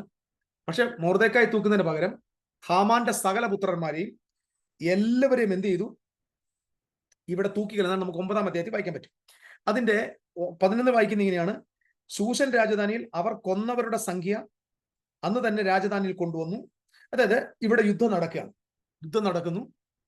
ഹാമാനും സൈന്യവും ഇസ്രായേലിന് നേരെ വരുന്നു. ഇസ്രായേലിന്റെ ജനത ഇവരെ കൊന്നു മുടിക്കുന്ന ചരിത്രം നമുക്കിവിടെ കാണാൻ പറ്റും. അപ്പൊ ഇവിടെ ഞാൻ പറയാൻ ആഗ്രഹിക്കുന്ന കാര്യം, ഇവന് ഒരു പ്ലാൻ ഉണ്ടായിരുന്നു. ഇവന്റെ പ്ലാൻ എന്ന് പറയുന്നത്, ഈ എസ്തറിന്റെ പുസ്തകം 8-ാം അധ്യായത്തിന്റെ 3-ാം വാക്യത്തിലേക്ക് വന്നേ. ഉപായം, ഇവനൊരു ഉപായം നിരൂപിച്ച്, ഉപായം, ഞാൻ ആ വാക്കൊന്ന് എടുക്കാൻ വേണ്ടി കേട്ടോ. 8-ന്റെ 3-ൽ ഉപായം, ആഗാഗിനെ ഹാമാന്റെ ദുഷ്ടതയും അവൻ യഹൂദന്മാർക്ക് വിരോധമായി നിരൂപിച്ച ഉപായവും നിഷ്ഫലമാകേണ്ടതിന് കരഞ്ഞപേക്ഷിച്ചു. അപ്പൊ ഇവൻ എന്ത് ചെയ്തു? ഉപായം. ഈ പദം ഞാൻ ഒന്ന് എടുക്കാൻ വേണ്ടി ഞാൻ അതാണ് ഒന്ന് നോക്കിക്കൊണ്ടിരുന്നത്. നമ്മള് എസെക്കിയേൽ പ്രവചനത്തിലേക്ക് വന്നേ. എസെക്കിയേൽ പ്രവചനം 38-ന്റെ 10-ാമത്തെ വാക്യം നോക്കി. യഹോവയെ കർത്താവ് ഇപ്രകാരം ചെയ്യുന്നു, അന്നാളിൽ നിന്റെ ഹൃദയത്തിൽ ചില ആലോചനകൾ തോന്നും. പ്ലാൻ മനസ്സിലായി ഞാൻ പറഞ്ഞേ? അപ്പം ഇവന്റെ മനസ്സിൽ ഒരു ആലോചന നോക്കും. ഹാമാൻ അവിടെ എന്താണ്? അവനൊരു ഉപായം തോന്നി. ഉപായം, ദുഷ്ടത, അവന് അകത്തൊരു ചിന്ത. അതേ പദം തന്നെയാണ് നമ്മൾ എസ്തറിന്റെ പുസ്തകം 8-ാം അധ്യായത്തിൽ ഹാമാന്റെ വിഷയത്തിലും കാണുന്നത്. അപ്പൊ ഹാമാന്റെ വിഷയത്തിൽ എന്താ കാണുന്നത്? ഹാമാന് നിരൂപിച്ചു, ഒരു ഉപായം നിരൂപിച്ചു, അവന്റെ നിരൂപണങ്ങൾ, അവന്റെ ഉപായങ്ങൾ. അപ്പൊ അത് സെയിം കാര്യം തന്നെയാണ് എസെക്കേലില് 38-ലും എഴുതിയിരിക്കുന്നത്. അപ്പം ഇത് 3 പ്രാവശ്യമാണ് നമ്മൾ എസ്തറിന്റെ പുസ്തകത്തിൽ കാണുന്നത്. 8-5, 8-3 കാണുന്നു, 8-ാം അധ്യായത്തിന്റെ 5-ാമത്തെ വാക്യത്തിൽ കാണുന്നുണ്ട്, ഏതാ ഈ ഉപായത്തെക്കുറിച്ച് കാണുന്നുണ്ട്. അതുപോലെ തന്നെ 9-ാം അധ്യായത്തിന് 25-ാം വാക്യത്തിലും നമുക്ക് ഇവന്റെ പ്ലോട്ട് ആൻഡ് ഡിവൈസസിനെ കുറിച്ച് കാണാനായിട്ട് പറ്റും. എന്താണ് അവന്റെ ലക്ഷ്യം? യഹൂദ ജനത്തെ മൊത്തം എന്നേക്കുമായിട്ട് എറാഡിക്കേറ്റ് ചെയ്യണം, ഒരെണ്ണത്തെ പോലും സൂക്ഷിക്കാൻ പാടില്ല. അപ്പൊ അമാല്യക്കിന്റെ ആഗ്രഹം എന്താണ്? മൊത്തം. ഇപ്പം ദൈവത്തിന്റെ ഇത് വെറും കഥയല്ല, ദൈവത്തിന്റെ പദ്ധതിയാണ്, ദൈവത്തിന്റെ നിത്യപദ്ധതി, നിത്യമായ വീണ്ടെടുപ്പ്, പുതുനിയമം, പുതുവാന ഭൂമി, ദൈവത്തിന്റെ പ്രോഗ്രാമിനെ പൊളിക്കുന്ന ഭയങ്കരൻ ഒരു ഉപായമാണ് ഈ മനുഷ്യൻ ചിന്തിച്ചിരിക്കുന്നത്. കാരണം ദാവീദിന്റെ സമൂഹത്തെ മുഴുവൻ ഇല്ലാതാക്കി കളയാം. എന്നാൽ നിങ്ങൾ ശ്രദ്ധിക്കണേ, ഈ ഒരു മേജർ ഇവന്റില് ഒരാള് നിൽക്കുകയാണ്. എനിക്ക് അവിടെ കുറച്ചു നേരം നിൽക്കണം എന്ന് ആഗ്രഹമുണ്ട്. ഒരാൾ മാത്രം. ഈ ഒരാൾ ആരാന്നറിയോ? മൊർദെഖായി. ഹാമാനെ എല്ലാവരും വണങ്ങുന്നു, കാരണം പുള്ളി എല്ലാത്തിനൊക്കെ മുകളില, ടോപ്പ് പ്രിൻസ് ആണ്. ഇത് ക്രിസ്ത്യാനികൾ പഠിക്കേണ്ട ഭയങ്കര ഒരു പാഠമുണ്ട്. ക്രിസ്ത്യാനി പഠിക്കേണ്ട പാഠമുണ്ട്. എല്ലാവരും ഇവരെ വണങ്ങുക, മുഴുവൻ ആളുകൾ വണങ്ങുക. ഹാമാൻ മാത്രം വണങ്ങുന്നു. ഹാമാന്റെ തല മൊർദെഖായിയുടെ തല ഹാമാനെ കാണുമ്പോ കുനിയുന്നില്ല. ഞാനിങ്ങനെ വിചാരിക്കുക, ഇപ്പൊ ഈ മൊർദെഖായെ കുറിച്ചൊക്കെ നമ്മൾ എസ്രായുടെ പുസ്തകത്തിലൊക്കെ വായിക്കാം. എസ്രായുടെ പുസ്തകം 2-ാം അധ്യായത്തിലും നെഹമ്യാവിന്റെ പുസ്തകത്തിലും ഒക്കെ നമുക്ക് ഈ ബെന്യാമീൻ ഗോത്രത്തിലെ മൊർദെഖായി കാണാൻ പറ്റും. അപ്പം ഇവിടുന്ന് കൊണ്ടുപോയ ഗ്രൂപ്പിലെ മൊർദെഖായി ഒരു കുഞ്ഞു ബേബിയാണ്. പശ്ചാത്തലം മനസ്സിലാക്കുക. ഇവിടുന്ന് കൊണ്ടുപോയി ഏകദേശം 70 വർഷത്തിന് ശേഷം തിരിച്ചു വരുന്നത്. അപ്പം മൊർദെഖായി നല്ല പ്രായമുണ്ടായി, അവിടെയാ താൻ വളർന്നത്, ചെറുപ്രായത്തിൽ. ഇവരുടെ കൊച്ചു പ്രായത്തിൽ അവിടെ 4 ഹീറോസ് ഉണ്ട്, യഹൂദന്മാരുടെ 4 ഹീറോസ്. ഒന്ന് ശദ്രക്, മേശക്, അബേദ്നെഗോ. മറ്റൊന്ന് അവരുടെ അന്നത്തെ ഭരണാധികാരികളിൽ ബാബിലോണിന്റെ ഭരണത്തിൽ ഉണ്ടായിരുന്ന ദാനിയേൽ. അപ്പൊ ഈ ശൂശൻ ദാനിയേൽ ഭയങ്കരം ഒരു മൈതാനിയില് നെബൂഖദ്നേസർ വലിയൊരു ബിംബം ഉണ്ടാക്കി.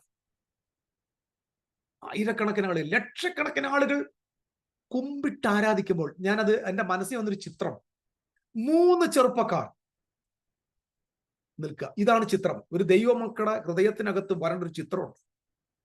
1,00,000 പേരുടെ 1,00,000 പേരും വീണ് കിടന്ന് നമസ്കരിക്കുമ്പോ 3 പേര് വീഴാതെ നിൽക്കുക, കൈ കെട്ടി നിൽക്കുക. നിങ്ങൾ എന്താ ആലോചിച്ച് നോക്കിയേ? ബഹുഭൂരിപക്ഷ ആളുകളും നമസ്കരിക്കുമ്പോൾ 3 പേര് അപ്പം ആ മൈതാനത്തിൽ നോക്കിയാൽ ആളുകളുടെ ശ്രദ്ധ ബിംബത്തിലേക്ക് ആകത്തില്ല, മറിച്ച് എവിടാ? ഈ 3 പേര്. ഇത് കേട്ട ചരിത്രത്തിലാണ് മൊർദെഖായി വളർന്നത്. അവര് പറഞ്ഞു, രാജാവ് ഉണ്ടാക്കി വെച്ച ബിംബത്തെയോ ഞങ്ങൾ നമസ്കരിക്കത്തില്ല. എന്തുകൊണ്ട് നമസ്കരിക്കത്തില്ല? ഞങ്ങളുടെ ദൈവമായ യഹോവയെ അല്ലാതെ മറ്റൊരുത്തനെ ഞങ്ങൾ നമസ്കരിക്കത്തില്ല, ഞങ്ങളെ രക്ഷിച്ചാലും ഇല്ലെങ്കിൽ. ഇത് സത്യത്തിൽ ഞാൻ ഇത് വായിച്ചപ്പോ എനിക്ക് അകത്ത് ഭയങ്കരമായി സ്ട്രോങ് ആയിട്ടൊരു കോൺഫിഡൻസ് വന്നു. ലോകം മുഴുവൻ അസത്യം പറഞ്ഞാലും, ലോകം മുഴുവൻ കോംപ്രമൈസിന്റെ പുറകെ പോയാലും, ഒരാളെങ്കിലും സത്യത്തിന് വേണ്ടി നിന്നാൽ, തലവണക്കാതെ നിന്നാൽ, അതിന്റെ പ്രതിഫലനം തലമുറകൾക്ക് അനുഗ്രഹമായി മാറും. സത്യത്തിന് വേണ്ടി ഒരാൾ നിന്നാൽ, we stand for truth. ഇപ്പൊ മൊർദെഖായി എന്ന ആള് നിൽക്കും, I won't bow down before you. Haman, നിന്നെ ഞാൻ നമസ്കരിക്കത്തില്ല. കാരണം എന്താണ്? ഇത് അഡമന്റ് ആയിരിക്കണം. വിശ്വാസത്തിലും സത്യത്തിലും നമ്മൾ അഡമന്റ് ആയിരിക്കണം. നമ്മൾ കോംപ്രമൈസിന്റെ ആളുകളാണ്. ക്രിസ്ത്യാനികൾ അതുകൊണ്ടാണ് ക്രിസ്ത്യാനി 3 പ്രാവശ്യം, 1 പ്രാവശ്യമല്ല 3 പ്രാവശ്യം മടങ്ങിയനെ. നമുക്ക് സത്യത്തെ അറിയത്തില്ല, നമ്മൾ സത്യത്തിന് വേണ്ടി നിൽക്കാറില്ല. നമ്മൾ ബഹുഭൂരിപക്ഷം ആളുകളുടെ ആലോചനയുടെ മുമ്പിലാണ്. അവരെന്നാ പറയും, ഇവരെന്നാ പറയും എന്ന ചിന്തയുടെ പുറകിലാണ്. ശരി തോന്നുന്നു മൊർദെഖായി ഇത് കേട്ടിട്ട് അവൾ യഹോവയോട് പ്രാർത്ഥിക്കരുത്, രാജാവിനോടെ പ്രാർത്ഥിക്കാൻ പാടുള്ളൂ എന്ന് കൽപ്പന പുറപ്പെട്ടപ്പോ യഹോവയോട് എന്നും കിളിവാതിൽ തുറന്ന് പ്രാർത്ഥിക്കുന്ന ദാനിയേലിന്റെ കഥ മൊർദെഖായിക്ക് നന്നായിട്ട് അറിയാം. മൊർദെഖായി അത് കേട്ടാണ് വളരുന്നത്. മൊർദെഖായി മനസ്സിലായിരുന്നു, I will start. Shadrach, Meshach, Abednego നിന്നതുപോലെ, ദാനിയേൽ നിന്നതുപോലെ ഈ ഹാമാനെ ഞാൻ വണങ്ങത്തില്ല. ഈ ഹാമാനെ വണങ്ങുന്ന പ്രശ്നമില്ല. Praise my God. കാരണം അവന് എന്താടോ താൻ വണങ്ങാത്ത എന്ന് ചോദിച്ചാൽ പുള്ളി ഒരു വാക്ക് പറഞ്ഞു, ഐ ആം എ ജ്യൂ. ഞാൻ സ്വർണ്ണലിപി കൊണ്ട് എഴുതി വെക്കേണ്ട ഒരു വാക്കാണ്, ഐ ആം എ ജ്യൂ. ഞാനൊരു യഹൂദനാണ്, ഞാൻ വണങ്ങത്തില്ല.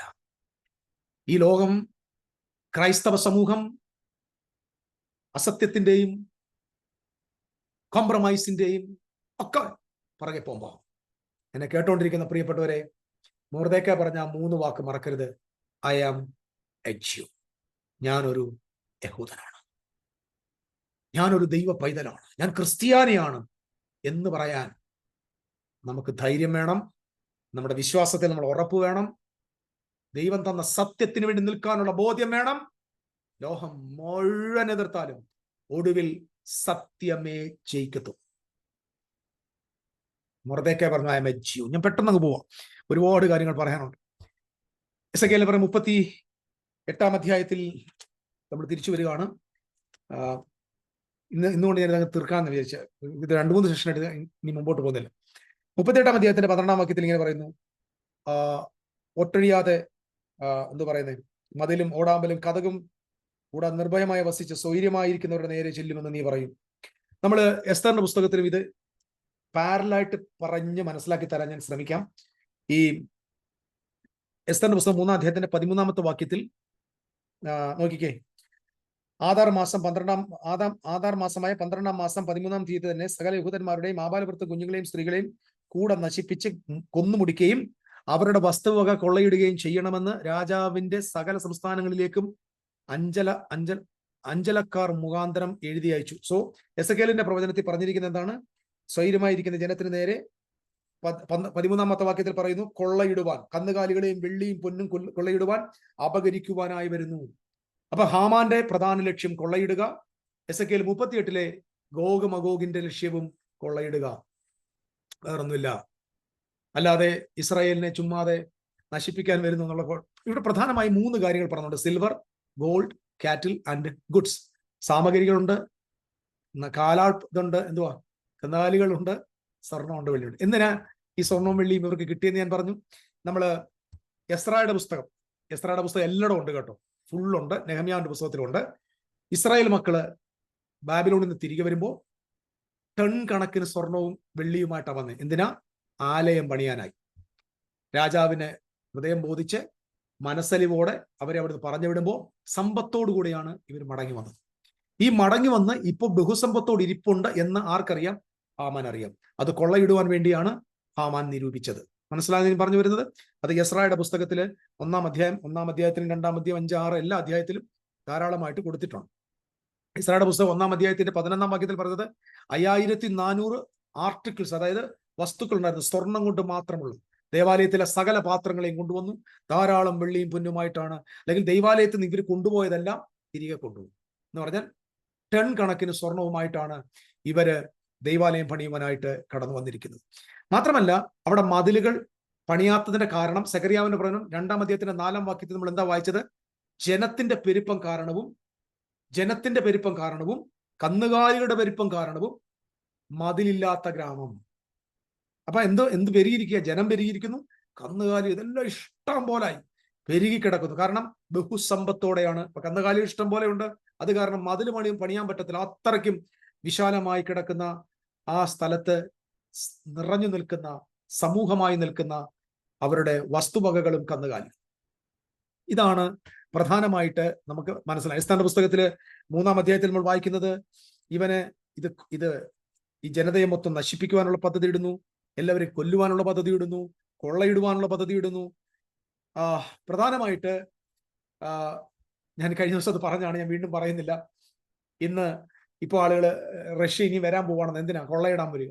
എന്തോ കൊള്ളയിടാനാ? റഷ്യ വരുന്നത് അമ്പും വില്ലുമായിട്ടാ. അമ്പും വില്ലുമായിട്ടാ വന്ന് അവിടെ ഇതിനൊന്നും മറുപടി ഈ സമൂഹം പറയില്ല. യുദ്ധം നടന്നു കഴിയുമ്പോൾ യുദ്ധോപകരണം എടുത്ത് തീ കത്തിക്കുക, ചത്ത് കിടന്നവരെ 7 മാസം കൊണ്ട് അടക്കുക. ഇന്നത്തെ ആധുനിക ലോകത്ത് 1,00,000 പേര് മരിച്ചാലും അവരെ 7 മാസം ഒന്നും വേണ്ട അടക്കാൻ, നിസാര ദിവസം കൊണ്ട് അടക്കാൻ പറ്റും.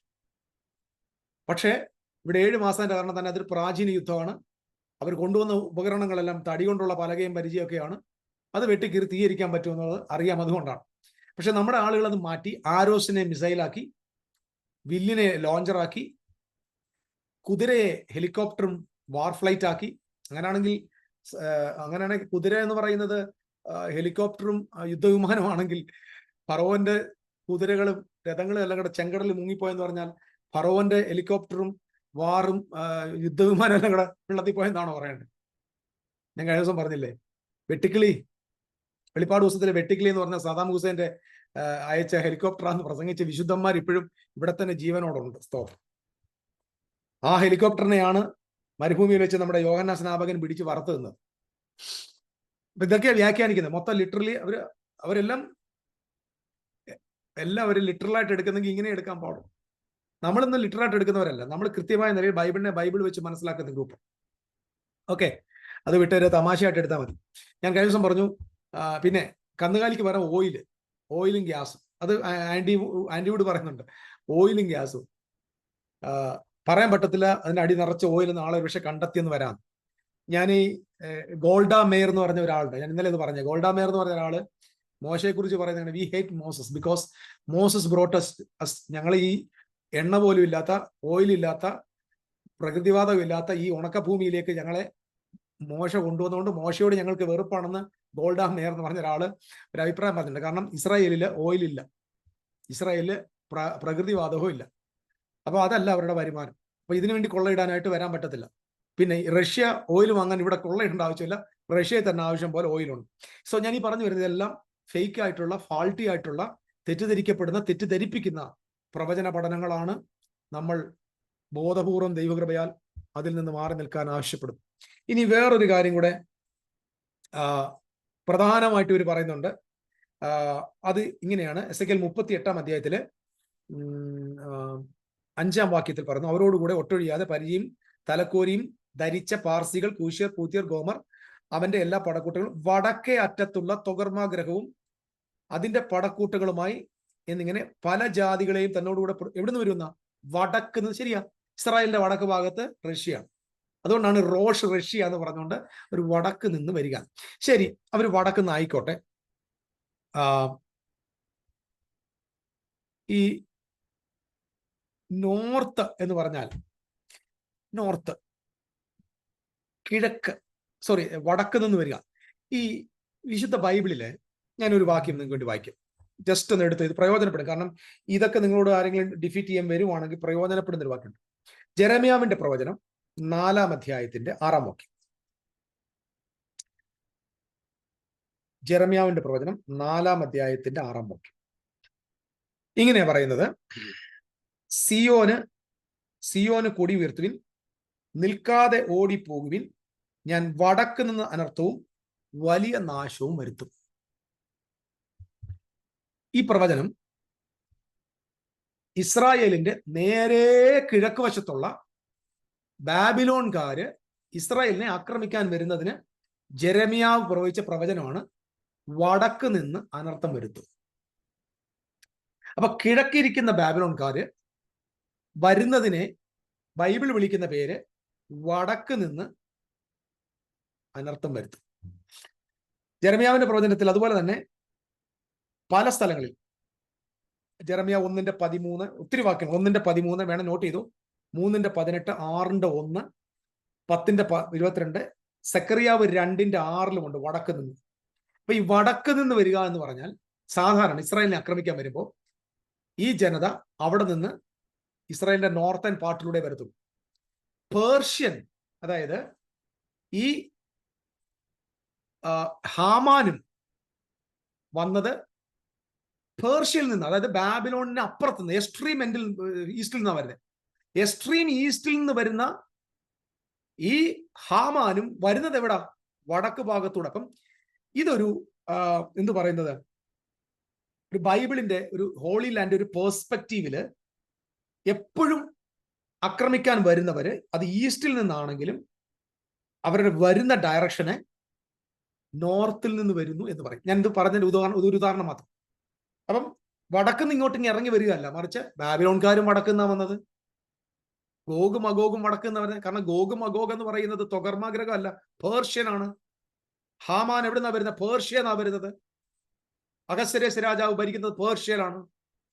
ആ സാമ്രാജ്യത്തിൽ നിന്ന് താൻ വരുമ്പോൾ ഇസ്രായേലിന്റെ വടക്ക് ഭാഗത്തുകൂടെ കടന്നു വരുന്നതായിട്ട് നമുക്ക് കാണാൻ പറ്റും. അതായത് ഈ ജനതയെ അപ്രോച്ച് ചെയ്യുന്ന അവരുടെ ഇൻവേർഡേഴ്സ് എല്ലാവരും തന്നെ വന്നിട്ടുള്ളത് ഈ വടക്ക് ഭാഗത്താണ്. സോ അതുകൊണ്ട് വടക്ക് നിന്ന് എന്ന് പറയുമ്പോൾ അത് റഷ്യയാണെന്ന് നിഗമനത്തിലേക്ക് എത്തി നമ്മൾ ഒരു അബദ്ധത്തിൽ പോയി ചാടേണ്ട ആവശ്യമില്ല. ബാബിലോൺകാർ വന്നപ്പോഴും അതിനെ വടക്ക് നിന്ന് വരുന്നെന്നാണ് പ്രവചന ശബ്ദം. അതുകൊണ്ട് അത് ഒരു അക്രമ രീതിയും അതിനോടനുബന്ധമായ ഒരു ജിയോഗ്രാഫിക്കൽ പൊസിഷനും. ഇനി മറ്റൊരു കാര്യം കൂടെ പറഞ്ഞാൽ അങ്ങ് വേഗത്തിൽ അങ്ങ് സ്റ്റോപ്പ് ചെയ്യാം.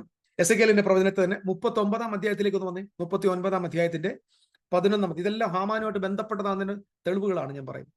11-ാമത്തെ വാക്യം വായിച്ചു. അന്ന് ഞാൻ ഗോഗിന് ഇസ്രായേലിൽ ഒരു ശ്മശാന ഭൂമി കൊടുക്കും. ഗോഗിന് കടലിന് കിഴക്ക് വശത്ത് വഴിപോക്കരുടെ താഴ്വര തന്നെ. വഴിപോക്കർക്ക് അത് വഴിമുടക്കമായിത്തീരും.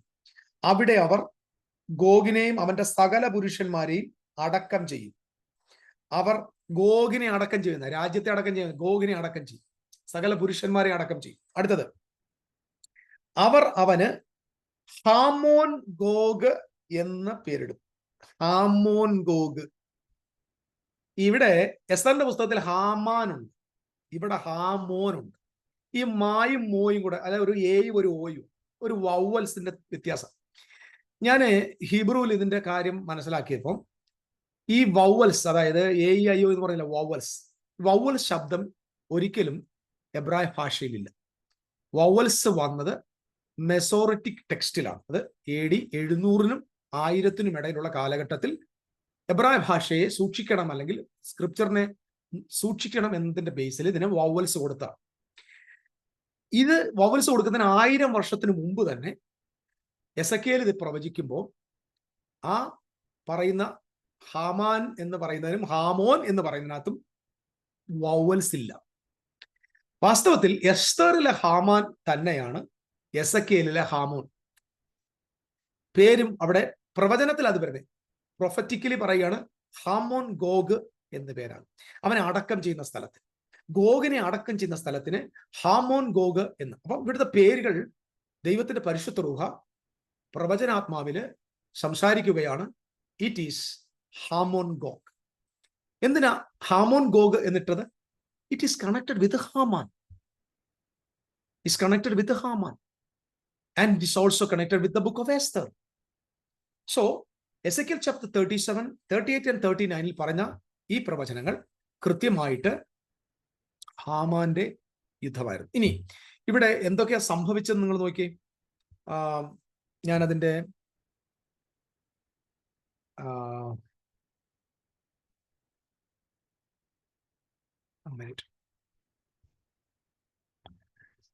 എസ്തറിന്റെ പുസ്തകത്തിലേക്ക് വരുമ്പം ഇവരെ മുഴുവൻ കൊല്ലുന്നുണ്ട്. ഏകദേശം ഒരു 100,000-ഓളം വരുന്ന ആളുകളെ കൊന്നു കളയുന്നതായിട്ട് കാണാൻ പറ്റും. നിങ്ങൾ ഇതിന്റെ 9-ാമത്തെ അധ്യായത്തിൽ നമുക്ക് വായിപ്പാനായിട്ട് കഴിയും. ഹാമാനെയും 10 പുത്രന്മാരെയും തൂക്കിക്കളയുന്നുണ്ട്. അന്ന് ഞാൻ അതിന്റെ 16-ാം വാക്യം വായിക്കുന്നു. 9-ാം അധ്യായത്തിന്റെ 16-ാം വാക്യം. രാജാവിന്റെ സംസ്ഥാനങ്ങളിലെ ശേഷം യഹൂദന്മാർ ആദാർ മാസം 13-ാം തീയതി ഒന്നിച്ചുകൂടി തങ്ങളുടെ ജീവരക്ഷയ്ക്കായി പൊരുതു. ശത്രുക്കളുടെ കയ്യിൽ നിന്ന് ഒഴിഞ്ഞു വിശ്രാമം പ്രാപിച്ചു. അവർ തങ്ങളുടെ വൈരികളിൽ 75,000 പേരെ കൊന്നുകളഞ്ഞു. എങ്കിലും കവർച്ചയ്ക്ക് കൈ നീട്ടിയില്ല.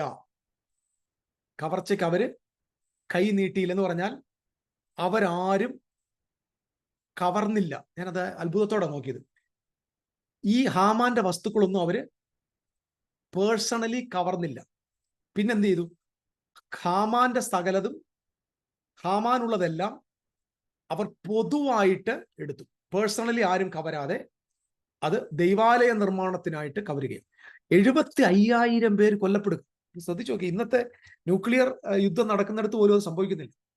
ആ ഏൻഷ്യന്റ് കാലത്ത് ഇതിന്റെ ബാക്കിയെല്ലാം കൂടെ ചേർന്ന് വായിച്ചാൽ ധാരാളം, ഏകദേശം ഒരു ലക്ഷത്തിന് അകത്ത ആളുകൾ ആ യുദ്ധത്തിൽ കൊല്ലപ്പെടുക. ഗോഗ് മഗോഗ് യുദ്ധത്തിൽ. എവിടെ വെച്ച്? ഇസ്രായേലിൽ വെച്ച്. ഇസ്രായേൽ മാത്രമല്ല, അവർ വന്ന ദേശത്തെല്ലാം തന്നെ നാശം, വലിയ നാശം ഉണ്ടാക്കി. അവരുടെ വസ്തുക്കൾ ഒന്നും കൊള്ളവർ പങ്കിട്ടില്ല, അവർ കൈനീട്ടിയില്ല. മറിച്ച് യഹൂദന്മാർ ദൈവത്തെ ആരാധിപ്പാനും സ്തുതിപ്പാനും ദൈവകൃപയിലേക്ക് പോകുവാൻ തുടങ്ങി. ഞാൻ ഇത്രയും പറഞ്ഞിട്ട് ഇനി ഒരു പ്രധാന കാര്യം കൂടെ പറഞ്ഞ് സ്റ്റോപ്പ് ചെയ്യാം. ഇതേ ഗോഗും മഗോഗിനെയാണ് നമ്മൾ വെളിപ്പാട് പുസ്തകം 20-ാം അധ്യായത്തിൽ കാണുന്നത്. അവിടെ കൂടെ ഒന്ന് പോയിട്ട് നമ്മൾ ഇന്ന് ഈ സെഷൻ അങ്ങ് നിർത്താം. ഒരുപക്ഷെ ഞാൻ ജീവിതത്തിൽ ഒരിക്കലായിട്ട് എന്നേക്കുമായിട്ട് പ്രസംഗിച്ച പ്രസംഗം ഇനി ഇതിന്റെ ആവശ്യം ഉണ്ടാവും തോന്നില്ല. കാരണം തീരത്തില്ല, ഇത് എവിടെ പ്രസംഗിച്ച് തീരാനാണ്? രണ്ടാമൊന്നും പ്രസംഗിക്കാൻ പറ്റില്ല ഒരു പ്രസംഗം. വെളിപ്പാട് പുസ്തകം 20-ാം അധ്യായത്തിന്റെ 7 മുതൽ വായിക്കുന്നു. 1000 ആണ്ട് കഴിഞ്ഞ് സാത്താനെ തടവിൽ അഴിച്ചുവിടുന്നു. അവൻ ഭൂമിയുടെ 4 ദിക്കിലുള്ള ജാതികളായി സംഖ്യയിൽ കടൽപ്പുറത്തെ മണൽ പോലെയും ഗോഗ് മഗോഗ് എന്നിവരെ യുദ്ധത്തിൽ കൂട്ടിച്ചേർന്നു. ഞാനിത് കഴിഞ്ഞ തുടക്കത്തിലേ പറഞ്ഞു. യോഹന്നാൻ എന്ന് പറയുന്ന ഈ അപ്പോസ്തോലൻ വെളിപ്പാട് പുസ്തകത്തിനകത്ത് ഒരുപാട് ഇമേജറി എടുത്തിട്ടുണ്ട്. അതില് ഇസബേൽ ഉണ്ട്. 2-ാം അധ്യായത്തിൽ വായിക്കുന്നു, ഇസബേൽ എന്നൊരു സ്ത്രീയെ സഹിച്ചുകൊള്ളുന്നു. അപ്പൊ ഇസബേൽ വാസ്തവത്തിൽ അന്നില്ല. ഇസബേൽ ആഹബിന്റെ ഭാര്യയാണ്. പക്ഷെ ആ ആഹബിന്റെ ഭാര്യയുടെ സ്വഭാവ സവിശേഷതയുള്ള ഒരു സ്ത്രീയെ സഹിക്കുന്നു എന്ന് പറയാൻ ആ പദം എടുത്ത് വെളിപ്പാടിൽ ഉപയോഗിക്കുന്നു. മിസ്രീം എന്ന പദം ഉപയോഗിക്കുന്നു, സോദോം എന്ന പദം ഉപയോഗിക്കുന്നു, ബാബേൽ എന്ന പദം ഉപയോഗിക്കുന്നു. ഇതെല്ലാം തന്നെ ഇസ്രായേലിന്റെ ജനതയുടെ വിനാശവുമായി, ദുരിതവുമായി, അടിമത്തവുമായി ഒക്കെ ബന്ധപ്പെട്ട് കിടക്കുന്ന സ്ഥലങ്ങളാണ്. അങ്ങനെ തന്നെ ഗോഗ് മഗോഗ് എന്ന് പറയുന്ന ഒരു പദം കൂടെ എസക്കേലിന്റെ പ്രവചനത്തിൽ നിന്ന് താൻ എടുക്കുകയാണ്. അപ്പൊ എസക്കേലിന്റെ ആ ഒരു ഇമേജറി എടുക്കുക. ഇവിടെയും എന്താ സംഭവിക്കുന്നത്? വെളിപ്പാട് പുസ്തകത്തിൽ ഈ ഗോഗ് മഗോഗ് പോയിട്ട് ഭൂമിയിൽ പരക്കെ ചെന്ന് വിശുദ്ധന്മാരുടെ പാളയത്തെയും, ഇത് രസകരമായ രസമാണ്. 9-ാമത്തെ വാക്യം ഒന്ന് വായിക്കണം. ഭൂമിയിൽ പരക്കെ ചെന്ന്. ഭൂമി എന്ന വാക്കിന്റെ അർത്ഥം ഗേ എന്നൊരു പദമാണ്. ഗേ എന്ന് പറഞ്ഞാൽ ലാൻഡ് എന്നാ, കോസ്മോസ് എന്നല്ല, ലാൻഡ്. അതായത് ഗോഗ് മഗോഗ് ഭൂമി മൊത്തം കൂടെ തന്നെ പടർന്നിട്ട്, ഞാൻ ചോദിക്കട്ടെ, ഭൂമി മൊത്തം, അതായത് ഇന്ത്യ, പാകിസ്ഥാൻ, ഓസ്ട്രേലിയ എല്ലായിടവും കൂടെ പടർന്ന് നിന്നിട്ട് യെരുശലേമിനെ ആക്രമിക്കണം. അത് യെരുശലേമിൽ പോയി അങ്ങ് ആക്രമിച്ചപ്പോൾ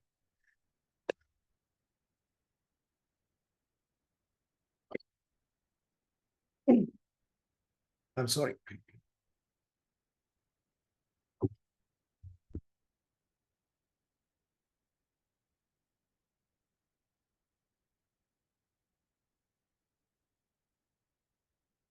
എന്തുകൊണ്ടാണ് വെളിപ്പാട് പുസ്തകത്തിൽ ഈ ഇമേജറി കൊടുത്തേക്കുന്നത്? എസക്കേലിന്റെ പുസ്തകത്തിൽ എസ്തറിന്റെ കാലത്ത് ദൈവത്തിന് വേണ്ടി, ദൈവത്തിന്റെ അത്യന്ത കൃപയുള്ള, ശാശ്വത നിയമമുള്ള ഒരു ജനതയെ സൂക്ഷിക്കാൻ ദൈവം ഗോഗിനെയും മഗോഗിനെയും പരാജയപ്പെടുത്തി. ഇവിടെയും യേശുക്രിസ്തുവിനെ വിശ്വസിക്കുന്ന, ദൈവത്തോട് ചേർന്നിരിക്കുന്ന പുതിയ നിയമസഭയെ നശിപ്പിക്കാനായി വരുന്ന ഈ സംഭവം, അതായത് ഇത് AD 70-ലെ sorry excuse me okay AD 70-ല് യേശുവിന്റെ സഭയുണ്ട്. ഏറ്റവും കൂടുതൽ ക്രിസ്ത്യാനികളെ ഉപദ്രവിച്ചത് യഹൂദന്മാരായ ആളുകളാണ്. റോമാക്കാരോട് ചേർന്ന്,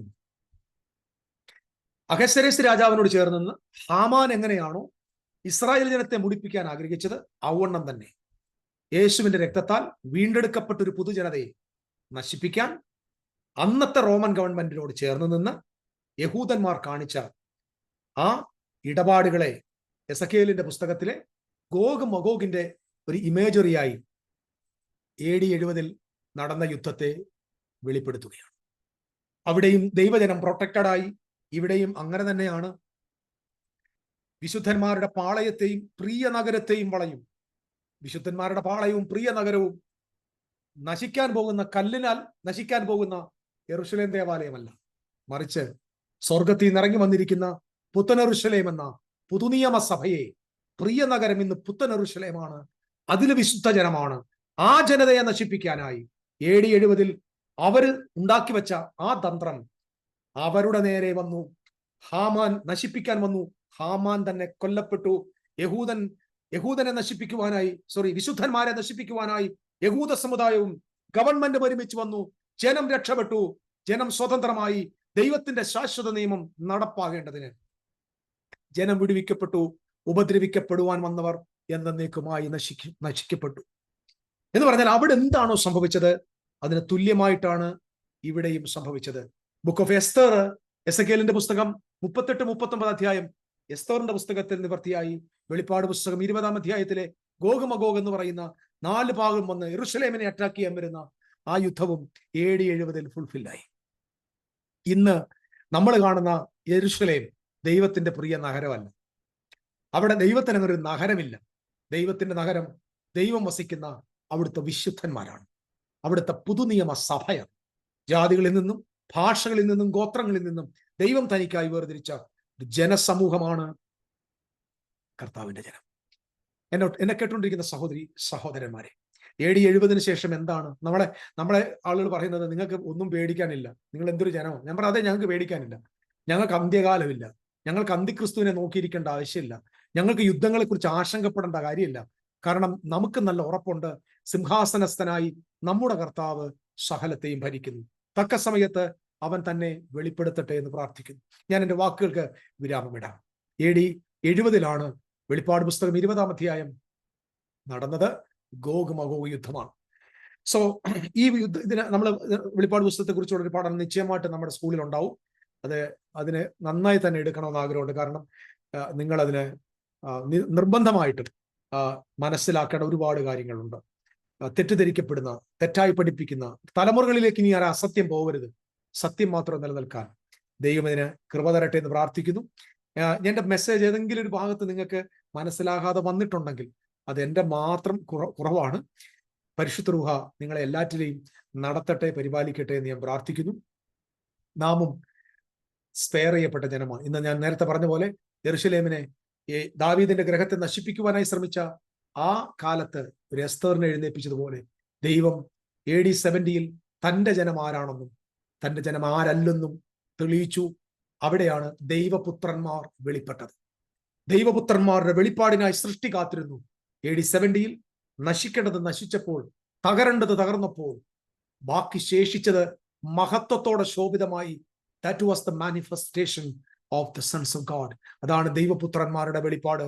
അവർ വെളിപ്പെട്ട് കഴിഞ്ഞു. സ്തോത്രം. നമുക്കും ശിഷ്ടകാലം ദൈവപുത്രന്മാരായി, ലോകത്തിന് വെളിച്ചമായി, ഭൂമിക്ക് ഉപ്പായി, മഹാദൈവത്തിന്റെ മഹത്വമുള്ള സാക്ഷികളായി തുടരുവാൻ സർവശക്തനായ ദൈവം കൃപ തരട്ടെ എന്ന് ആത്മാർത്ഥമായി പ്രാർത്ഥിക്കുന്നു. അതുകൊണ്ട് ഗോഗ് മഗോഗ് എന്ന യുദ്ധത്തെക്കുറിച്ചുള്ള ചിന്തകളിൽ നിന്ന്, ഭയത്തിൽ നിന്ന്, 3-ാം ലോകമഹായുദ്ധം, ഇതൊന്നും വിശുദ്ധന്മാർ ഭയപ്പെടരുത്. നമ്മുടെ കർത്താവിനെ, യേശു കർത്താവ് എന്ന് വിശ്വസിക്കുന്നവർ ഇതിൽ ആശങ്കപ്പെടണം. നമ്മൾ ജയിക്കുന്നവരുടെ കൂട്ടത്തിലുമല്ല, തോക്കുന്നവരുടെ കൂട്ടത്തിലുമല്ല. ഇസ്രായേലിൽ കൊല്ലപ്പെടുന്നവരുടെ കൂട്ടത്തിലും ഗാസയിൽ കൊല്ലപ്പെടുന്നവരുടെ കൂട്ടത്തിലും ഇവന് തീവ്രവാദികളുടെയും മനുഷ്യരായി കണ്ടുകൊണ്ട് അവരിൽ സമാധാനം പുലരട്ടെ എന്ന് പ്രാർത്ഥിച്ചുകൊണ്ട് നമുക്ക് തുടരാം. അതിനായി നമുക്ക് ജീവിക്കാം. കർത്താവ് ഇവരെ അനുഗ്രഹിക്കട്ടെ. ഈ പഠനം നിങ്ങൾക്ക് അനുഗ്രഹമായി എന്ന് ഞാൻ വിശ്വസിക്കുന്നു. ദൈവം അനുവദിക്കുന്നെങ്കിൽ അടുത്ത ക്ലാസ് മുതൽ റിസറക്ഷൻ ഓഫ് ദി ഡെഡ് എന്ന നമ്മുടെ സെഷൻസ് തുടരും. അത് അടുത്ത ആഴ്ചയായിരിക്കും. കർത്താവ് ഇവരെയും സഹായിക്കട്ടെ. ആമേൻ.